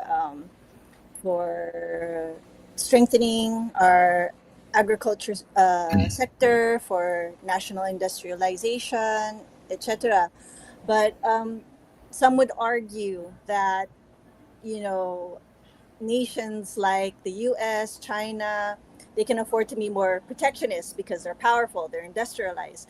Where countries like the U.S., like the Philippines, are basically a shrimp among whales. They still need the foreign investments, they still need the aid in order to get to that point. And I know that you initially raised points regarding this, but to delve more deeper into it, what concretely could we do to assert ourselves? Do we have to people would say that we need to maintain these relations with the U.S. We need to maintain these relations with China or these first world countries if we're gonna get anywhere, because we're a weaker economy. So, what are our thoughts on that? How could we concretely assert or get to that step of pushing for policies that will actually lead to economic development? So either one. I'll let Ross B rest a little bit muna. Okay. All right. I'll give you a chance to breathe. Okay. If I think that's a legitimate question, but it actually begs a question, because the real question is, how did these powerful countries become powerful to begin with? They became powerful because they industrialized. So it's the other way around. They didn't industrialize because they're powerful. And I think that's so important to bear in mind, because if the thinking is that only powerful nations who can bully others are allowed to implement measures that uphold the national interest, that is so defeatist that is so counterproductive, and that is actually giving the industrial powers exactly what they want. They don't want other countries to industrialize because they don't want competitors for their markets, because Filipino firms will be competing with American firms, Chinese firms, Japanese firms for the same market. Also, they don't want to be competing with Filipino firms for cheap labor or raw materials, because they want to be the ones to use Filipino cheap labor or raw materials in their American factories and export zone, Chinese factories and export zone, or Japanese factories and export zone. So I think it's important to bear in mind, because if you don't come from a perspective that we have to uphold the national interest, and if you don't come from a perspective that that is something that we have to fight for, then we will be where we are right now. And I think the last 50 years of globalization is a perfect example of what happens if countries have that thinking that only the powerful can industrialize. The lesson is no country has ever industrialized in the past 50 years of globalization. That is such a stark fact. The last two countries that can be said to have industrialized are South Korea and Taiwan, who are very weak countries to begin with. But because in the 1960s and 70s, they made the effort to protect their economies, to develop their industries, they become industrial powers when globalization came along. But notice, no other country has industrialized in the past 50 years. I don't think that's something the Philippines wants. I don't think that's something any underdeveloped country wants. So we should sort of unshackle ourselves, unshackle our minds from the thinking only bullies can industrialize, only the powerful can industrialize. It's not going to be easy, but that's the whole point. If you want to build the political will, the political motivation to create the political impulse to industrialize, you really do need the public to back you up. You really do need industrialists to back you up. And actually, you really do need some sort of alliance work with other countries. But you have to start from wanting to industrialize. And that's the main problem with the Philippine government for the last 40, 50 years. They just so caught up with this neoliberal globalization, free market nonsense. They've lost the thought that the Philippines can industrialize. And now they're forcing us to accept their defeatism. And that is completely, I think, unacceptable for anyone who wants the Philippines to be able to develop and for us to eradicate poverty and hunger in the country. There. So Ross Beast rested. I know. Go ahead now. I was about to take off from your unshackling the minds concept. Actually, I do agree. I was just a short comment on, I try to imagine yourself being born in 1983, which is almost the same time that I was. The offensive on neoliberal globalization, on culture, on minds, and on education, and that person who was born in 83 and now about 44 years old or 40, I don't even know how to count now, would be would be thinking that the offensive on culture, on thinking that you should open up because that's the only way to develop, is a whole it's a whole curriculum actually, and it's been taught to us. So many of our young people now, from even millennials or to Gen Zs, they think that privatized water is all right. They think that it should be in the hands of the private sector, or the oligarchs are earning, yes, but this trickles down as jobs, etc. So the whole onslaught on our minds happened because they wanted to be to their favor. I mean, the corporations, the big ones, the foreign corporations, and even the bigger countries who have perennially protected themselves are saying, hey, you open up, because there's no other way to go for you to open up. But when you look at their history and you go beyond 1983, they reached that point of industrial capacity or industrial strength because they protected their local economies, and they don't want us to do that because the market has constricted in their favor, and we have to be that market. You have to be that market of extra capital and extra products, and that condemns us, no? to perpetual backwardness as well.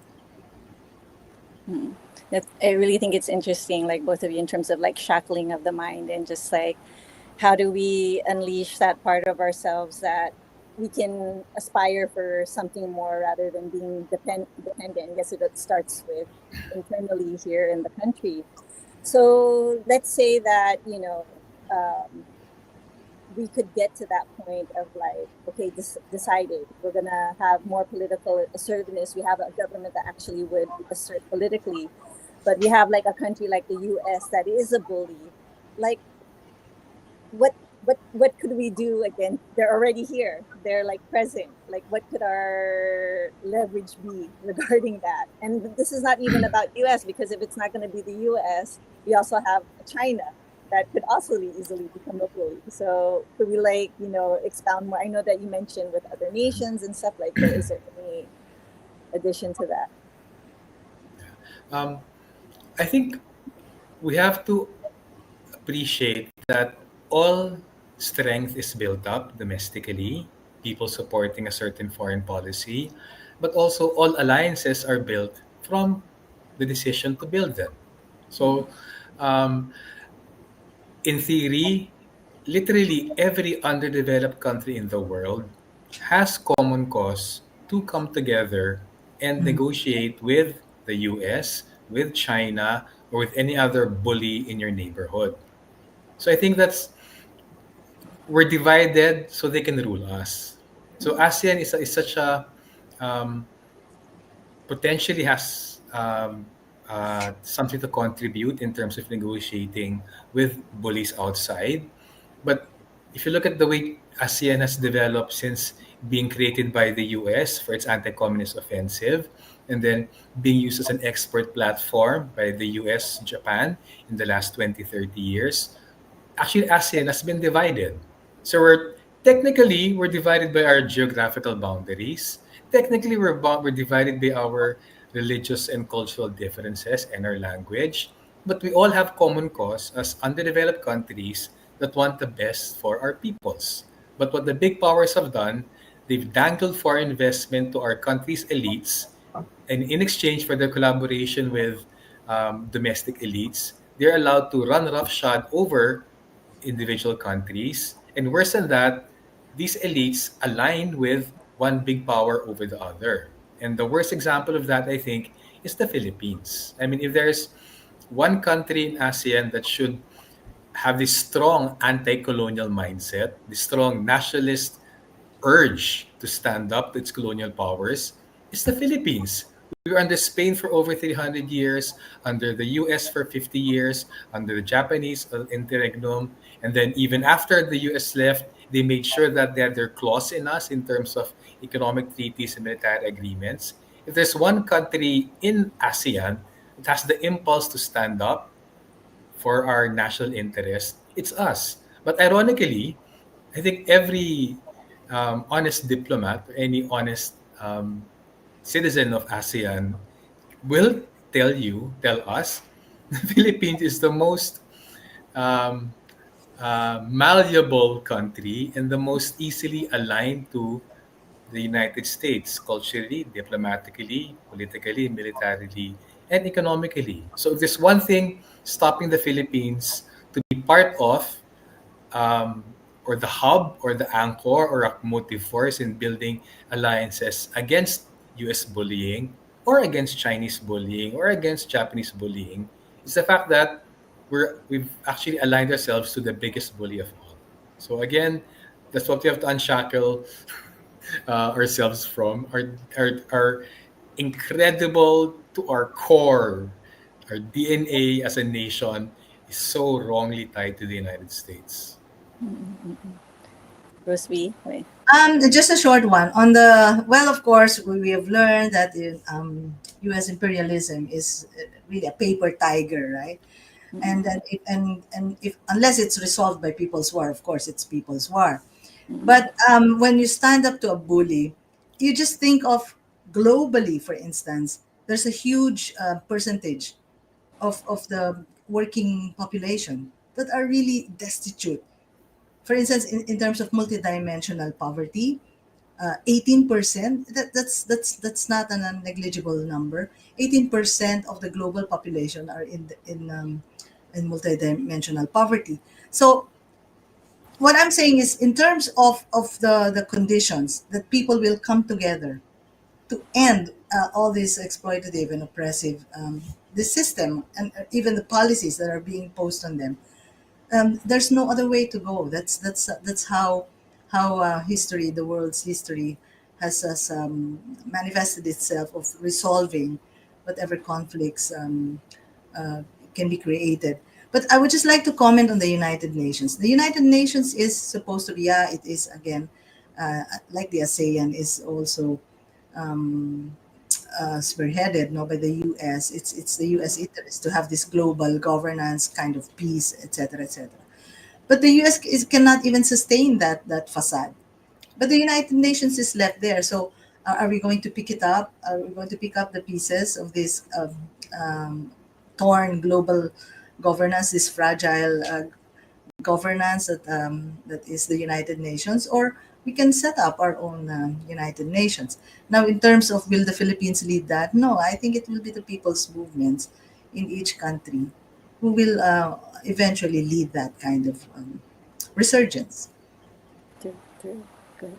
So you mentioned like about the United Nations. I know that's not something we could not rely on, but what's interesting is that also going to one of the points that was raised in the inputs is about the accelerating climate crisis. And we're seeing right now the ongoing extreme weather conditions, effects of floods in the Philippines, etc. And recently, the UN World Court or International Court of Justice ruled that states have to cooperate to achieve concrete of emission reductions and their targets, and failure to comply with these obligations placed on them by these climate treaties would be a breach of international law. I mean, though we question UN's leadership, like how do we think about that kind of stance? Does it have teeth? Is it something that we still, again, it's gonna fall on the shoulders of the people's movement? Or is it like on Greta Thunberg? No, it's basically the is it making a Greta Thunberg move? Or is it just like face value? I'll go first now. Go, yeah. Yeah. On the question on does it have teeth? Actually, the whole process, the COP, the UNFCCC, and other UN conventions. Actually, the problem is they make these things voluntary. So we waste so much resources talking about the problem. We have scientists that have proven that it is really capitalist exploitation that's causing all this and that. But then when we come up with super negotiated and struggled agreements, it becomes voluntary. And the largest emitter or the largest industrial country is not even signing it. So, however, we go from here to another agreement, or the UN will say, hey, you have to really put it in your laws, etc. As long as the determination of the nationally determined climate, what is this, NDCC, that you should be just emitting this much, as long as that is voluntary, then we're going in circles. So on the question, will it still be the people's movement? It has always been the people's movement. I mean, the climate movement is a people's movement, and that has to be. We have to think of higher, I think, higher involvement. Okay, thank you.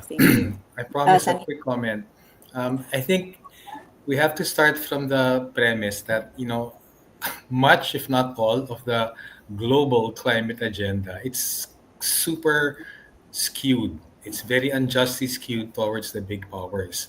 A lot of people are pinning their hopes on climate finance, but it will always be inadequate because climate finance, if you follow the principle and logic of the skewed global climate agenda and the asymmetric contribution to the problem, climate finance seems to dangle, okay, the rich countries are going to give the poor countries what they need for adaptation mitigation. But again, that's why I think it's so important to have that control over your own economy first and work with your resources because in a lot of ways it can be diversionary. Putting your political eggs looking for the climate finance basket as if the rich countries who are now cutting back on the climate commitments like the US or spending more on defense than on climate in their own countries, hoping that you can lobby for crumbs in the future, that's actually going to be a dead end. So I'd argue that's why it's so important to realize what the Philippines and other countries have control of is our own territory. We have sovereignty over our own territory, over everyone operating in our territories. If you want to push that kind of climate agenda in terms of the proper green transition that penalizes us because we're poor, I mean, let's take control of our own destiny. Let's not look for climate finance or these carbon taxes or green industrial policies and some sort of epiphany of climate generosity or green technology generosity by the big powers. We don't have to do that. And if we keep waiting for that, the climate is going to get worse. And then we lose the realization and the sense we can control things within our borders. We can generate resources within our borders. We can improve technologies within our borders. So yeah, keep looking for that, climate finance bluff from abroad. But that shouldn't stop us from mobilizing our own resources, our own innovation, our own capacities.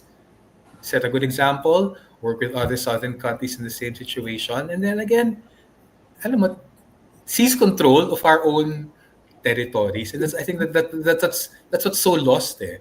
We lose control of our own sovereignty, our own territories because we're relying on elites who have a stake in being friends with the big foreign capitalists. Parang sa akin, exactly the point.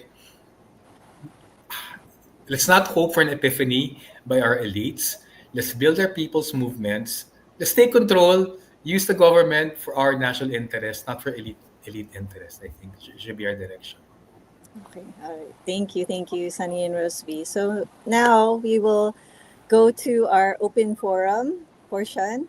And I was seeing in the comment section that there are a lot of questions and comments that people have. So for our first question, from Zoom, bakit po tayo pumapayag na 0% tariff tayo pag US? Ano po pwedeng natin gawin? Kung ordinaryong mamamayan lang tayo. Either one. Beat the buzzer. Bakit ka pumayag? Ako straightforward lang. Pumayag yung gobyerno, isang kitid na pag-iisip niya. Mula't simula, sinuko na ng gobyerno ang lahat. In-announce na niya, bago pa man siya pumunta dun sa US, nag-press conference or nagpa-press interview yung negotiating team, sabi, pupunta kami sa US, handa magbigay ng free trade agreement sa US. So syempre, nandun yung US, handa pala kayo magbukas. Syempre, hihingin nila yon. But ibibigay, kasi sa pinaka isip at dandamin at puso ng mga trade negotiators natin, economic team, naniniwala sila sa kamalian ng pagbubukas sa ekonomiya ay magpapaunlad sa atin. Hindi nag-aaral ng kasaysayan, hindi pinangahawakan yung interest ng mamayang Pilipino, hindi tinitindig ang soberanya ng bansa laban sa bully. So sa akin, maganda yung tanong ni Audrey kanina. Diyan ba tayo asa para dun sa pagsalba natin ang ating ekonomiya? Hindi kailangan talaga palakasin yung ingay mula sa baba. Kaya anong pwede gawin ordinaryong tao? Unang-una, ipakita natin na hindi natin tanggap ang ginagawa ng gobyerno. Ikalawa, hindi lang ipakita, kumilos tayo sa isang pinakamaingay na paraan para irehiso sa gobyerno, hindi namin gusto yan. At kung mangungulit kayo doon sa pinagagawa nyo, tatanggalin ka namin, papalitin ka namin ng karapat-dapat na nasa pwesto. Rosby? Actually, the Marcos government has meron talaga siyang self-interest to please the US, and we've said this from the beginning, from the beginning of its term. Yung mga kaso niya sa US, I mean having set foot on US na may kaso is already parang erasing whatever that name Marcos has in the past. Aside from that, yung pananatili sa poder, napakalaking bagay that you give everything that the US wants, because that has always been, even before Marcos, the previous governments have made sure that they susunod sila doon sa kagustuhan ng Amerika. Yun yung special relationship niya kay Trump. How's Imelda? Yung question niya kay Marcos. Close na. Ganito. Ganito sila. Sige, next question. Meji Lacerna. If we were to choose only one strategy for development, which of the following would you advocate for? Industrialization, ARRD, so agrarian reform and rural development, universal social services, or domestic revenue generation, and why? Only one? Okay, mag-take turns kami ni Rosby. Sa akin, yung strategy kasi, hindi one over the other yan eh. Magkadugtong-dugtong yung lahat ng mga bagay na yan. Kasi imposible magka-development na isa lang ang ginagawa. At yun ang kailangan masapul kasi ng gobyerno eh. Yun ang kailangan masapul ng economic managers. Kung napakalaki ng problema, kailangan ganun din kalaki yung katapat na solusyon. So sa akin, kailangan magmula tayo doon, tapos ihanay mo ayon dun sa priority sa isang takdang panahon. Imposibleng pwedeng ipagsabay-sabay lahat yan. Pero, kailangan may habangin ka sa bawat elemento, bawat sangkap na yan para maisulong yung buong stratehiya. Kasi, kung wala ang isang bahagi niyan, madadapa yung stratehiya eh. Hindi yung mangyayari. So, kung ihanay yan, tingin ko ang dapat attitude ay, ang tanaw natin dapat malayo, dapat palakasin ang Pilipinong industriya. So yun ang tanong natin, yun ang target natin. Para maging malakas, makapangyarihang bansa. Anong mahakbangin papunta doon? Kailangan pa undirin ang agrikultura. Kasi step 1, pamahagi yung lupa sa magsasaka, bigyan siya ng kakayanan maging produktibo, at sa pamamagitan ng pag-angat ng kabuhayan ng magsasaka, maglikha ng rekurso para sa industrialisasyon, at maglikha ng merkado para sa produkto ng Pilipinong industriya. Tapos, dahil nga kailangan mo ng kagyat na suporta mula sa mamamayan at kailangan mo ng iangat yung kabuhayan ng mamamayan, kailangan universal social services. Kasi matagal yung proseso industrialization eh. Dekada binibilang yan. Lahat ng bansa sa buong mundo, kahit yung pinakahuling industrialized, Taiwan, South Korea, 20-30 years para mag-industrialize sila. Hindi na pwede sabihin, yung ganansya ng mamamayan kapag nag-industrialize na tayo. Kaya kailangan sa kagyat, para makuming tuloy-tuloy na suporta ng mamamayan at para sa kanyang kaginhawaan, kailangan magbigay ng universal social services. Kasi nga, aangat mo rin sila. At yun din ang paraan para mapaikot mo yung kita sa isang bansa. Kung di naubos yung pera ng isang pamilya sa napakamahal na pagpapagamot, may mas pera siya para sa produkto ng magsasaka at produkto ng industriya. Kasi huli, mahulog ba sa langit ng rekursan? Hindi eh. Kailangan ng rekurso para dyan. So para maitulak yung support sa mga magsasaka, para maitulak, maipatupad yung universal social services, ang dami ng pera eh. Yung nga, competition ng IBON. 3,000 bilyonaryo, may mahigit 8 trilyon piso. Yung top 10% ng populasyon, mas malaki ang yaman kaysa bottom 90%. Maghahanap pa ba tayo, mag-isip ba tayo sa nang-rekurso sa bansa? Nandiyan na rekurso ng bansa, gamitin na padala ng gobyerno, buwisan yan, at yun ang gamitin para sa social services, kagayat ng kaginhawaan, yun ang gamitin para sa agrikultura, para mapabuelo yung kabuhayan sa kanayunan, at yun ang pundasyon para sa industriasyon at magbibigay suporta sa mga Pilipinong negosyante, Pilipinong pabrika. So medyo magkaugnay-ugnay siya, kaya medyo delikado na pumili lamang ng isa. Pero tama naman, hindi pa rin sabay-sabay lahat. Ipe-pace siya ayon sa kakayanan. At habang andiyan yung hakbangin na yan, sa mandarating na taon, lalong lalawak yung kakayanan mo, napalawakin pa yung ginagawa. At mas paramihin yung gagawin. Rosby? Seryoso na yung sagot ni Sunny. Sabihin ko sana, thank you for that wonderful question. Right, you can't choose, no, kung alin doon. I do agree it's a package. But yeah, you can pace it. Siguro I'll just rephrase the question. If meron akong i-prioritize ngayon, which one would it be? Uh, Pinapakinggan ko si Sunny, naisip ko, ang grabe yung crisis is, maybe I'll prioritize food security and yung food security is people's welfare yan, which can be included in budgeting. So that's, again, universal access to all social services, including food service. So mula doon kasi susunod yung mga iba't ibang policies eh. You can't have food security and be open to importation. You can't have food security and have a policy of hayaan mo na lang no yung mga corporations to provide that. It should be the state na natututo tayo sa isang simple na program para makuha natin yung sinasabi ni Sunny na mas comprehensive view na ito ay para sa state, ito ay para sa kagalingan ng mamamayan, ito ay hawak ng mamamayan at ng kanyang mga lokal na maliliit na kapitalista and producers, and it will launch us to an industrialization period where we will be prosperous, looking after people's rights and welfare, etc., etc. So yung ganung klaseng thinking, buong pakete yon, and I do agree with Sunny. Pero yun nga, yung sa pagtatanong, minsan gusto ko ring idagdag doon kay Sir Meiji na nagtanong. Actually, pagka pinag-uusapan din natin yung where do we go from here, it's not just us eh. It's also our children and our children's children after us.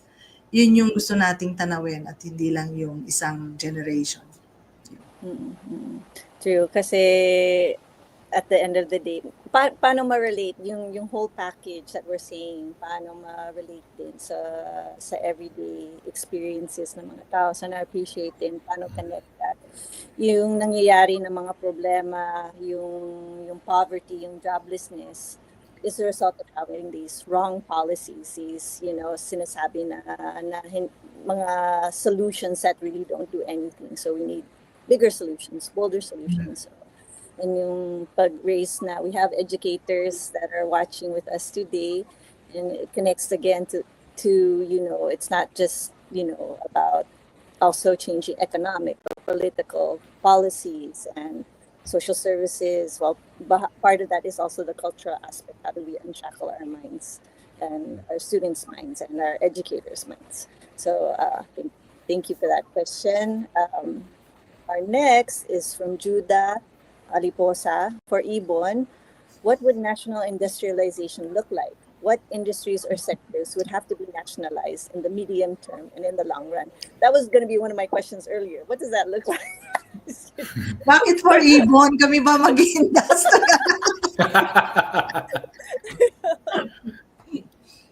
Hindi, sige.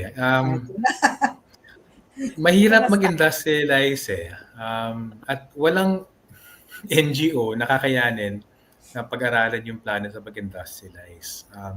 Kinakailangan ng napakaraming rekurso para aralin ano ba yung dapat i-prioritize sa industriya. Pero kung mag-first principles tayo, anong mahalaga para sa pagpili ng industries na ipa-prioritize? Sa sequence nga nasabi ni Rosby. Una, kailangan industriya yung produkto, medyo pang matagalan yung pangailangan. Di ba? Halimbawa, kung panahon ng Betamax, may nakalala pa niyan. Ba't mo itataya yung iyong industriya sa teknolohiya ng Betamax kung alam mo may CDs, VCDs, DVDs na darating? Parang ngayon, ba't ka napapatayo ng industriya ng DVD kung may USBs na? Bumabalik yun. May retro. Sige. Yung mga galing sa yun, mga inventaryo lang nila. Pero mahalaga yun. Kailangan pumili ng industriya na medyo pang matagalan yung demand. Kasi wala industriyang lalago at hindi ka makapagpahusay sa mag-produce sa produkto kung may hangganan yon, di ba? So kaya nga, marami mga bansa ngayon. Alam niyo ba, mahabang panahon sinasabi, hindi na uso mag-protect ng industriya sa bakal. Kaya alam niyo ba, isa sa pinaka-protektadong industriya ngayon, maging na mga makapangyarihang bansa, US, Japan, Germany, China, ay industriya ng bakal. So marami nagsasabi sa mga nakaraang dekada, panis na mag-develop ng steel industry. Pero dahil kailangan palagi ng bakal. Basta lumalaki ang ekonomiya, kailangan mo ng bakal para sa mga gusali, para sa mga kotse, makinarya. Kaya in terms of projected demand, medyo pang matagalan yung pangangailangan sa bakal. Kaya worth pag-aralan yung industriya ng bakal. Pero ikalawa, maliban dun sa may long-term demand, kailangan nyo magko-contribute dun sa mas malawakang pag-unlad ng bansa. Ano yung malawakang pag-unlad na yon? Dapat nanglilikha ng maraming trabaho, dapat produkto na maraming iba't ibang mga negosyante, iba't ibang industriya na pwede nagsasama-sama tungo doon. Industriya na may kakayanan tayo, paunlarin yung siyensya, teknolohiya natin para may kaalaman tayo sa produkto na yan. At syempre, contribution na nahihinto yung pag-import palagi ng pangailangan na yan. Ngayon, ano yung klase industriya na yan? Well, depende. And again, same example, ba't ka mag-invest sa DVDs or Betamax or VHS? Kahit may teknolohiya ka dyan, wala sa patutunguhan. Pero, kung mag-invest tayo ngayon sa teknolohiya sa solar power or sa wind power, guaranteed may demand palagi para sa kuryente. Guaranteed may araw palagi. Kung wala ng araw, patay na naman tayo kung hindi na kailangan mag-industriya nun.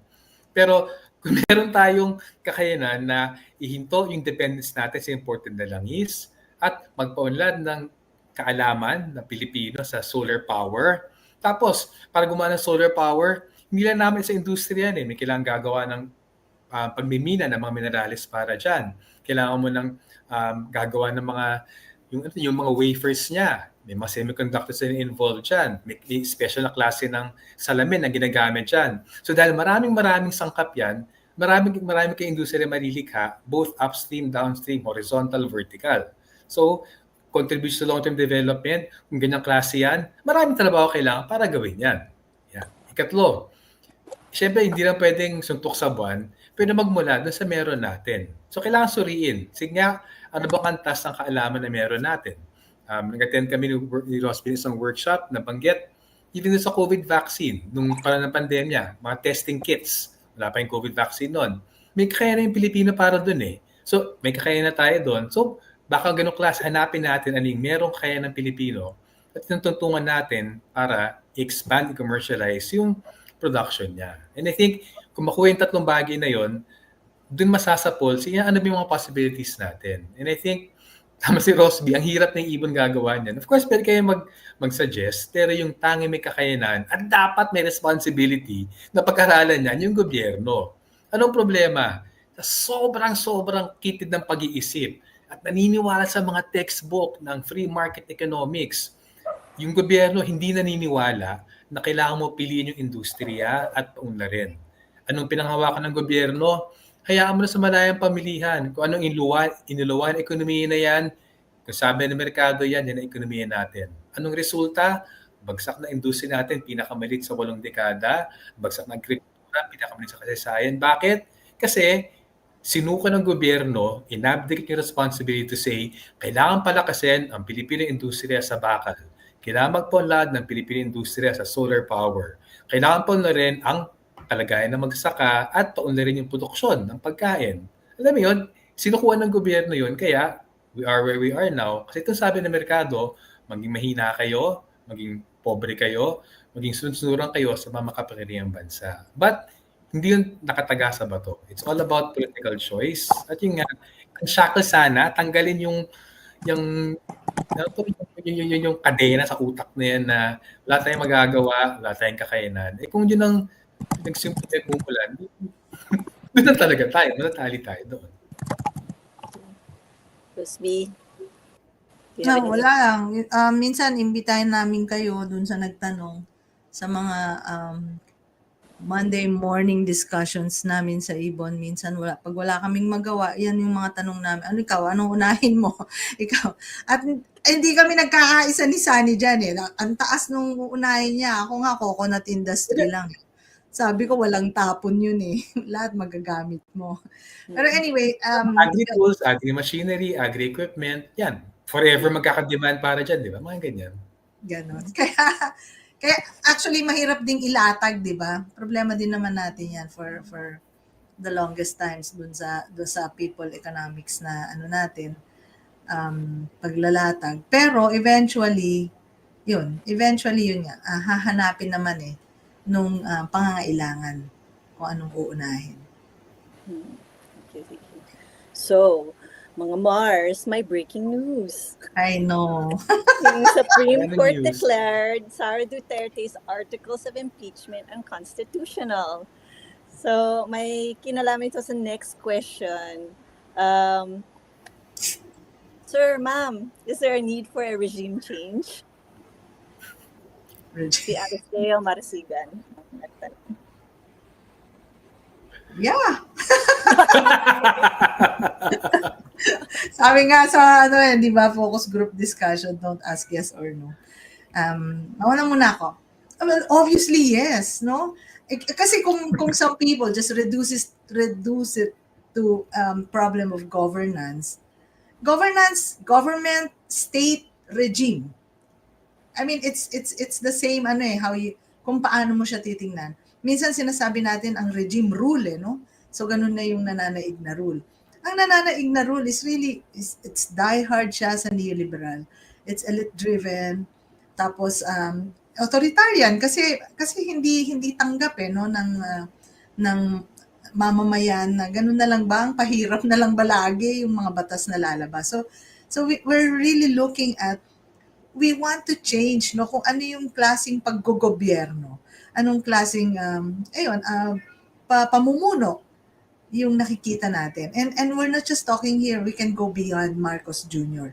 We're talking here of since we became a republic. Kasi parang yun yung ganun kahaba no, yung pagiging colonial natin and neo-colonial sa US. That has always been, we have always been dictated kung ano yung gusto ng ating colonial master.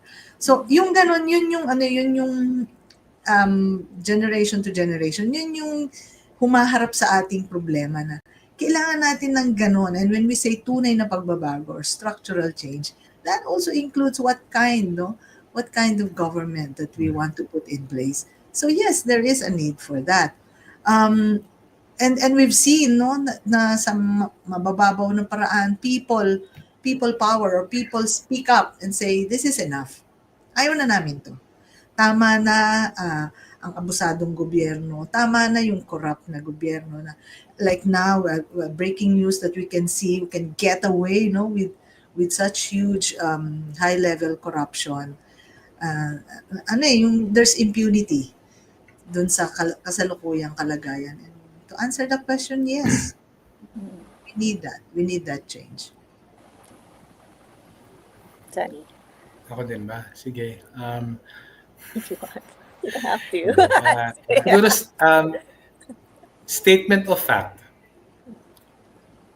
Kung sino man ang nasa poder, whether it's the Marcoses or the Dutertes or whoever na nandyan, medyo may kapansin-pansin na consistent eh.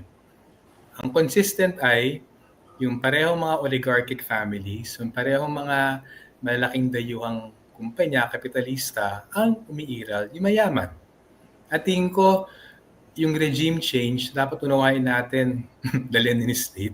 Hindi lang yun umuupo sa gobyerno eh. Kasi, totoo lang, every 6 years naman nagbabagong regime natin eh. Pero hindi nagbabago yung takbo ng gobyerno kasi yung pagbabago ng regime na yan ay hindi na mabago yung ultimate na nagpapatakbo ng gobyerno, which is yung interest ng monopolyo, oligarkiya, malalaking kapital. So, like Rosby, sasabihin ko yes, pero sana unawain natin, hindi lang pagpapalit ng uupo sa poder ang dapat pagkaintindi natin sa regime, dapat yung buong sistema na pumapalibot sa kanya. Kasi ngayon, kung pipili lang tayo sa current crop ng politicians, grabe di ba? Sobrang short term mag-isip, sobrang short-sighted. Walang mintis. Yung mga politiko ay nakapokus sa halalan every 3 years, every 6 years.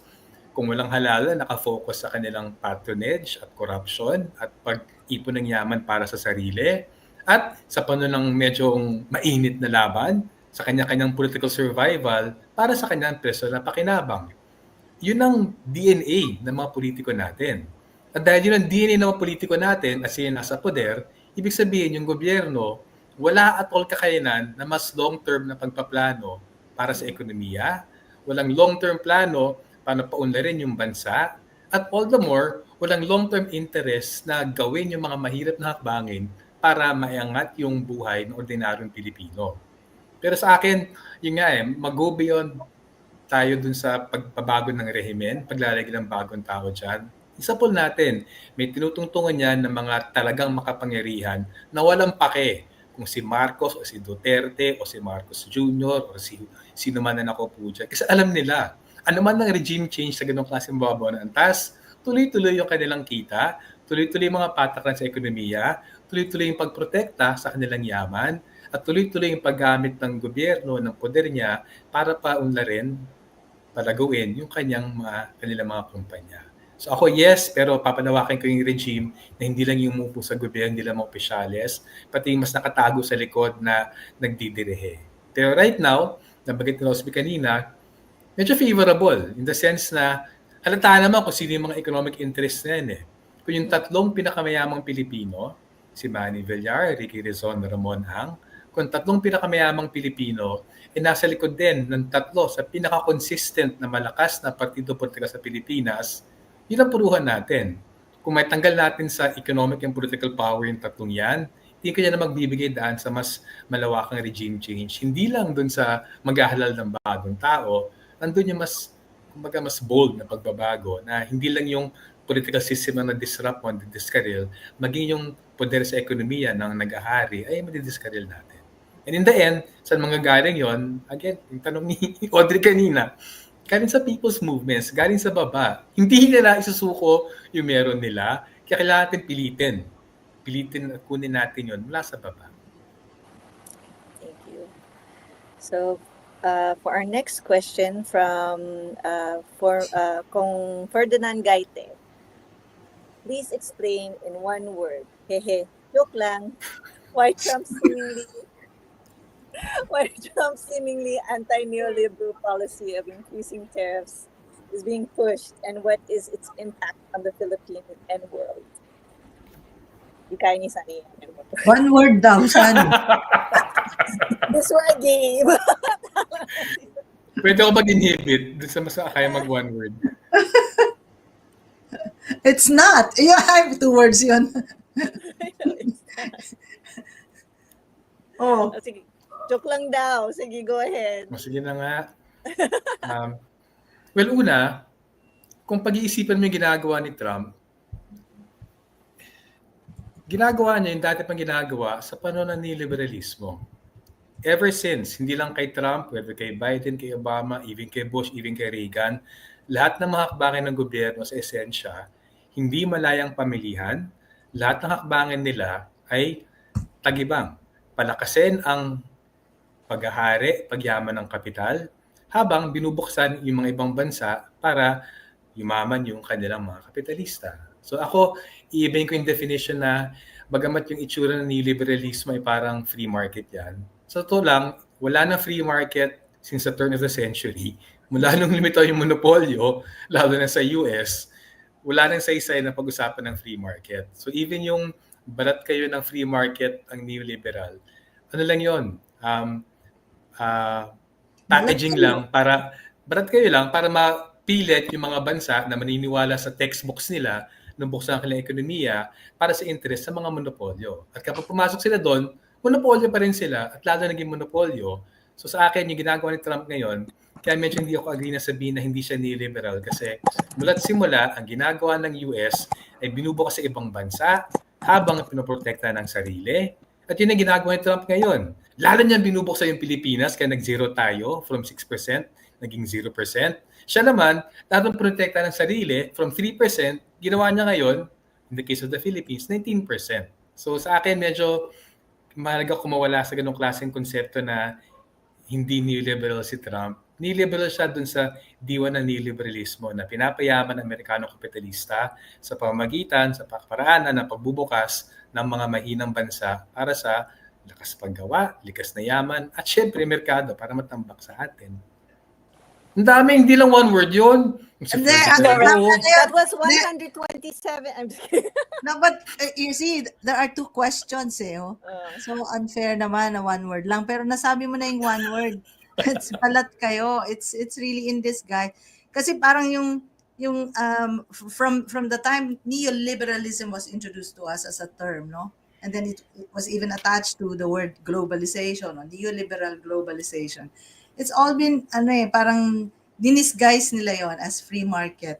So that yun, sinabi nga ni Sunny, so mag-open up ka, ganyan. So, yung buong pakete na yon, wag nating kalimutan na we were forced to open up, through different forms like debt conditionality, policy impositions, etc. Habang sila are protected.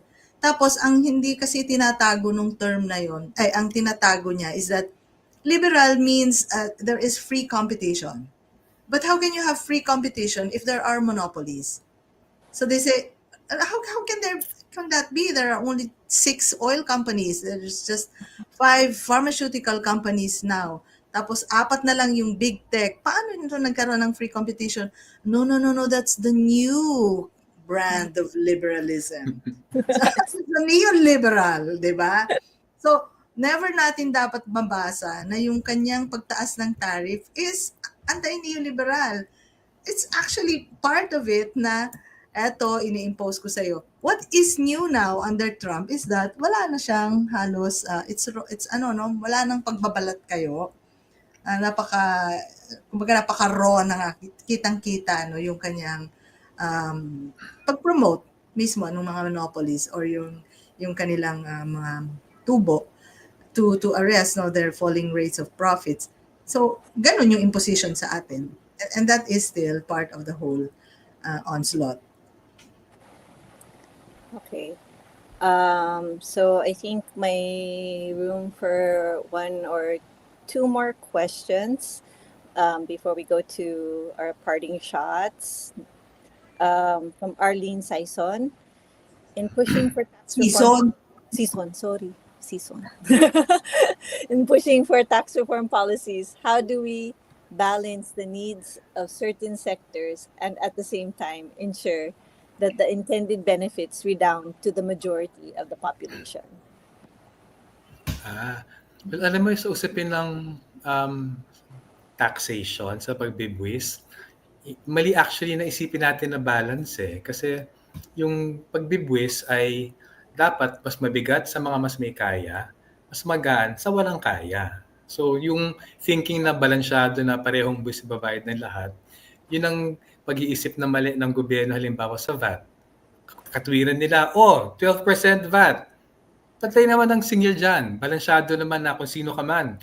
12% ang singil sa'yo. Medyo nakalimutan, ibigin 12% VAT sa isang tricycle driver sa 12% VAT na babayaran halimbawa ni Manny Villar, Ricky Razon, o Ramon Ang. So I think hindi usapin ng, sorry kung mali pag-interpret ko, yung totoong balance na pwede gawin dyan, yung mga mas may kaya magbigay, lalo na kung yung meron nilang ibibigay, yaman na naipon mula sa ekonomiya ng Pilipinas, dapat lang mas marami silang ibabalik dun sa ekonomiya ng Pilipinas. Hindi naman sinasabi lahat, pero malaking bahagi dapat. Habang yung mga walang kakayanan magbayad dahil nga sa sobrang hirap, sobrang mahal ng pagpapaaral, pagpapagamot, sobrang mahal ng pagkain, hindi dapat pabigatan yung buhay nila ng dagdag na buwis. So usapin ng sistema ng pag-ibuwis, ang tanging paraan para makuha yung ganong klaseng tamang balanse o hostisya, dapat umasa sa pagbibuwis, hindi sa produktong binibili. Dapat ang binibuwis yung kita at yung yaman. Kasi kung buwis sa kita at yaman, ibig sabihin, kung mas mayaman ka, mas malaki kita mo, mas malaking babayaran mo, kasi mas malaki pakinabang sa ekonomiya, habang kung kaunting kita mo, kaunting yaman mo, mas mababang buwis mo kasi less yung pakinabang mo dun sa ekonomiya. At kailangan iwasan yung parehong presyo, parehong buwis sa parehong produkto na walang pagtatangi kung mayaman o mahirap nagbibili.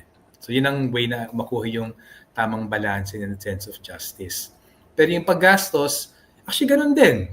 Ang paggagastos dapat ng gobyerno sa kanyang 6 or 7 trillion pesos, hindi na yung mayayaman. Hindi yung portfolio ng mga politiko. Para magkabalanse sa paggastos, kailangan bigyan yung mga nangangailangan. Kung nabigyan, yung meron na. So mali yung ginagawa ng gobyerno na ang laki-laki ng ginagastos para sa infrastructure projects na hindi naman nararamdaman ng mahirap, pero nararamdaman ng malaki negosyante na meron silang magandang daanan para sa kanilang produkto, mararamdaman ng foreign investor kasi mas ma-efficient na yung kanyang mga production lines, hindi tama yon. Ang dapat paggamitin ng pondo ng gobyerno, hindi na payamanin yung mayaman na ngayon, dapat ang paggamitin ng pondo ng gobyerno, yung mga hindi nakakabili ng sapat na pagkain, hindi nakakapagpaaral ng kanilang mga anak kasi kulang yung panggastusin nila, yung hindi makapagpagamot dahil masyado mahal yung private hospital o public hospital na wala naman ang kulang ng doktor o mga gamot. So I think kailangan may bias eh. Sa amin, yung balance magmumula dun sa kailangan may bias palagi sa paglikom ng rekurso at paggastos ng rekurso ng gobyerno, kailangan may bias para sa nangangailangan at sabihin na natin may bias against dun sa masyadong marami na sa ngayon. Short lang, Audrey, kasi hinahanap tayo ng tech eh. Okay, na-interpret ni Sunny yung question as redistributive justice. I think that's the basic principle dapat in budgeting. But kanina, I was rereading the question. I will interpret it naman the other way. Not the other way, but in another way na it's development tool. No? Budgeting is a development tool. So, inisip ko, syempre dahil tayo ay naka-online, hindi natin nakikita yung audience, hindi niya kaya explain yung question niya. Sorry po. Pero iniisip ko, I'm thinking of, in terms of development budgeting, kailangan talaga, yung parang sinasabi niya, how do you strike a balance? You can only strike a balance by having a pro-people development plan. So for instance, babudgetan ko ang renewable energy. And if it's based on a pro-people plan, ibig sabihin, it's renewable energy that will be harnessed by local capitalists that will not run kumbaga counter sa mga farms ng mga magsasaka or even ng mga lawa ng mga mangingisda. It will be renewable energy that will benefit local business and households. So yung ganong pagbabudget, okay, it's because yung natukoy kong mga sektor na kailangan budgetan ko should be because it's based on a developmental plan. No? Hindi yung para lang ito sa mga mayayaman tapos I will just expect the budget to do this trickle-down effect that doesn't happen anyway. It won't happen in textbooks. So parang ganun ko naman siya gustong i-interpret. Pero again, this is still about redistributive justice kasi yung iba-budget ko for renewable energy will not come from consumption taxes, no? Will not even come from electricity VAT, no? Or power VAT or oil VAT. Di ba parang sinira niya yung buong principle din, no? Pagiging redistributive and development-oriented and people-centered development. Yun lang. Thank you. Thank you, Rospin Sunny. So, ngayon, I'm sure there's many more questions from our audience that we wish you could answer, but hopefully in some other way we could like get to that. But for now, I would like to request from our two speakers, Rosby and Sunny, for their last points that they would like to share with our Bird Talk audience before we end the Bird Talk. Who would like to? Well, ako, super quick lang. I think we're all looking forward by in term. Anyway, we're all going to see what President Marcos says in his SONA. I think it's fair. Let's be a bit more, ambitious with what we expect from the government. Huwag tayo magkasya dun sa mga barya-barya na binibigay niya. But also, I think pinakamahalaga, ipakita natin na hindi tayo sang-ayon sa ginagawa nila. So I think super welcome sa amin na marami nag-attend sa Bird Talk. Sana marami nga kayo dyan. At sana mas nakapagpalalim dun sa pag-unawa dun sa laki ng problema para may rehisto natin na kailangan ng malaking solusyon. Kasi pagkatapos ng SONA, mula ng State of the Nation, for 1 year, kakakalad ka rin tayo sa mga bare-bare mga issue, maliliit na mga programa nila. Medyo sana, even after the SONA, yung balangkas natin na malaking problema, ibitbit pa rin natin para maging bagay tayo ng katumbas na laki na solusyon. Okay. Thank you so much. Rosby? I'm very much inspired, no? I've been watching before we started this program. I was watching yung Altermedia News, no? And they went around the different places asking the ordinary people, how they feel about things, no? And na-inspire ako kasi mas mataas yung analysis nila, no? Kesa before at saka sa karamihan, no? They have put forward their analysis of their own situation, and then and I think that yun yung push sa atin to improve our work and also to improve the movement towards the change that we want. So going beyond SONA, nakikita natin, and also coming from the election, sabi ko nga kanina, nag-leaps and bounds na tayo in terms of what else we can do. And on the question again of where do we go from here, malayo yung mararating natin because we have citizenry that is empowered and also that is informed, and we have a people's movement that has improved. Okay. Thank you, Rosby. Thank you, Sani. So right now, thank you again for your inputs. Thank you also to our online audience for their questions and participation in the Bird Talk. Before we part, there are just a few announcements that we're going to share or flash, but we hope that from this discussion, this will generate more questions and further discussion, especially as we're going to the State of the Nation address this Monday, but into another year of the Marcos administration in terms of where talaga are we going to go from here, and what do we really need as a nation and as a people. So, thank you again. Thank you. Salamat. Thank you.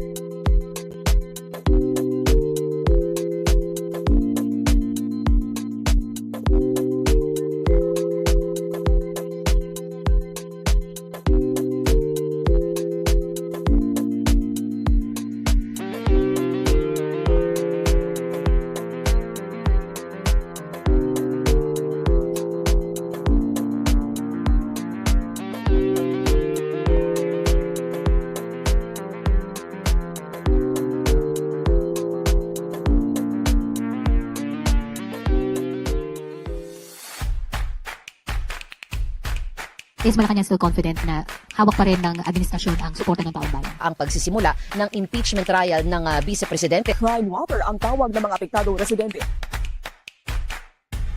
Kalahati o 50% ng pamilyang Pinoy ang nagsasabing sila ay mahirap. Labor groups are dissatisfied with a 50 peso daily pay increase granted to workers. Donald Trump unveils a 20% tariff on the Philippines.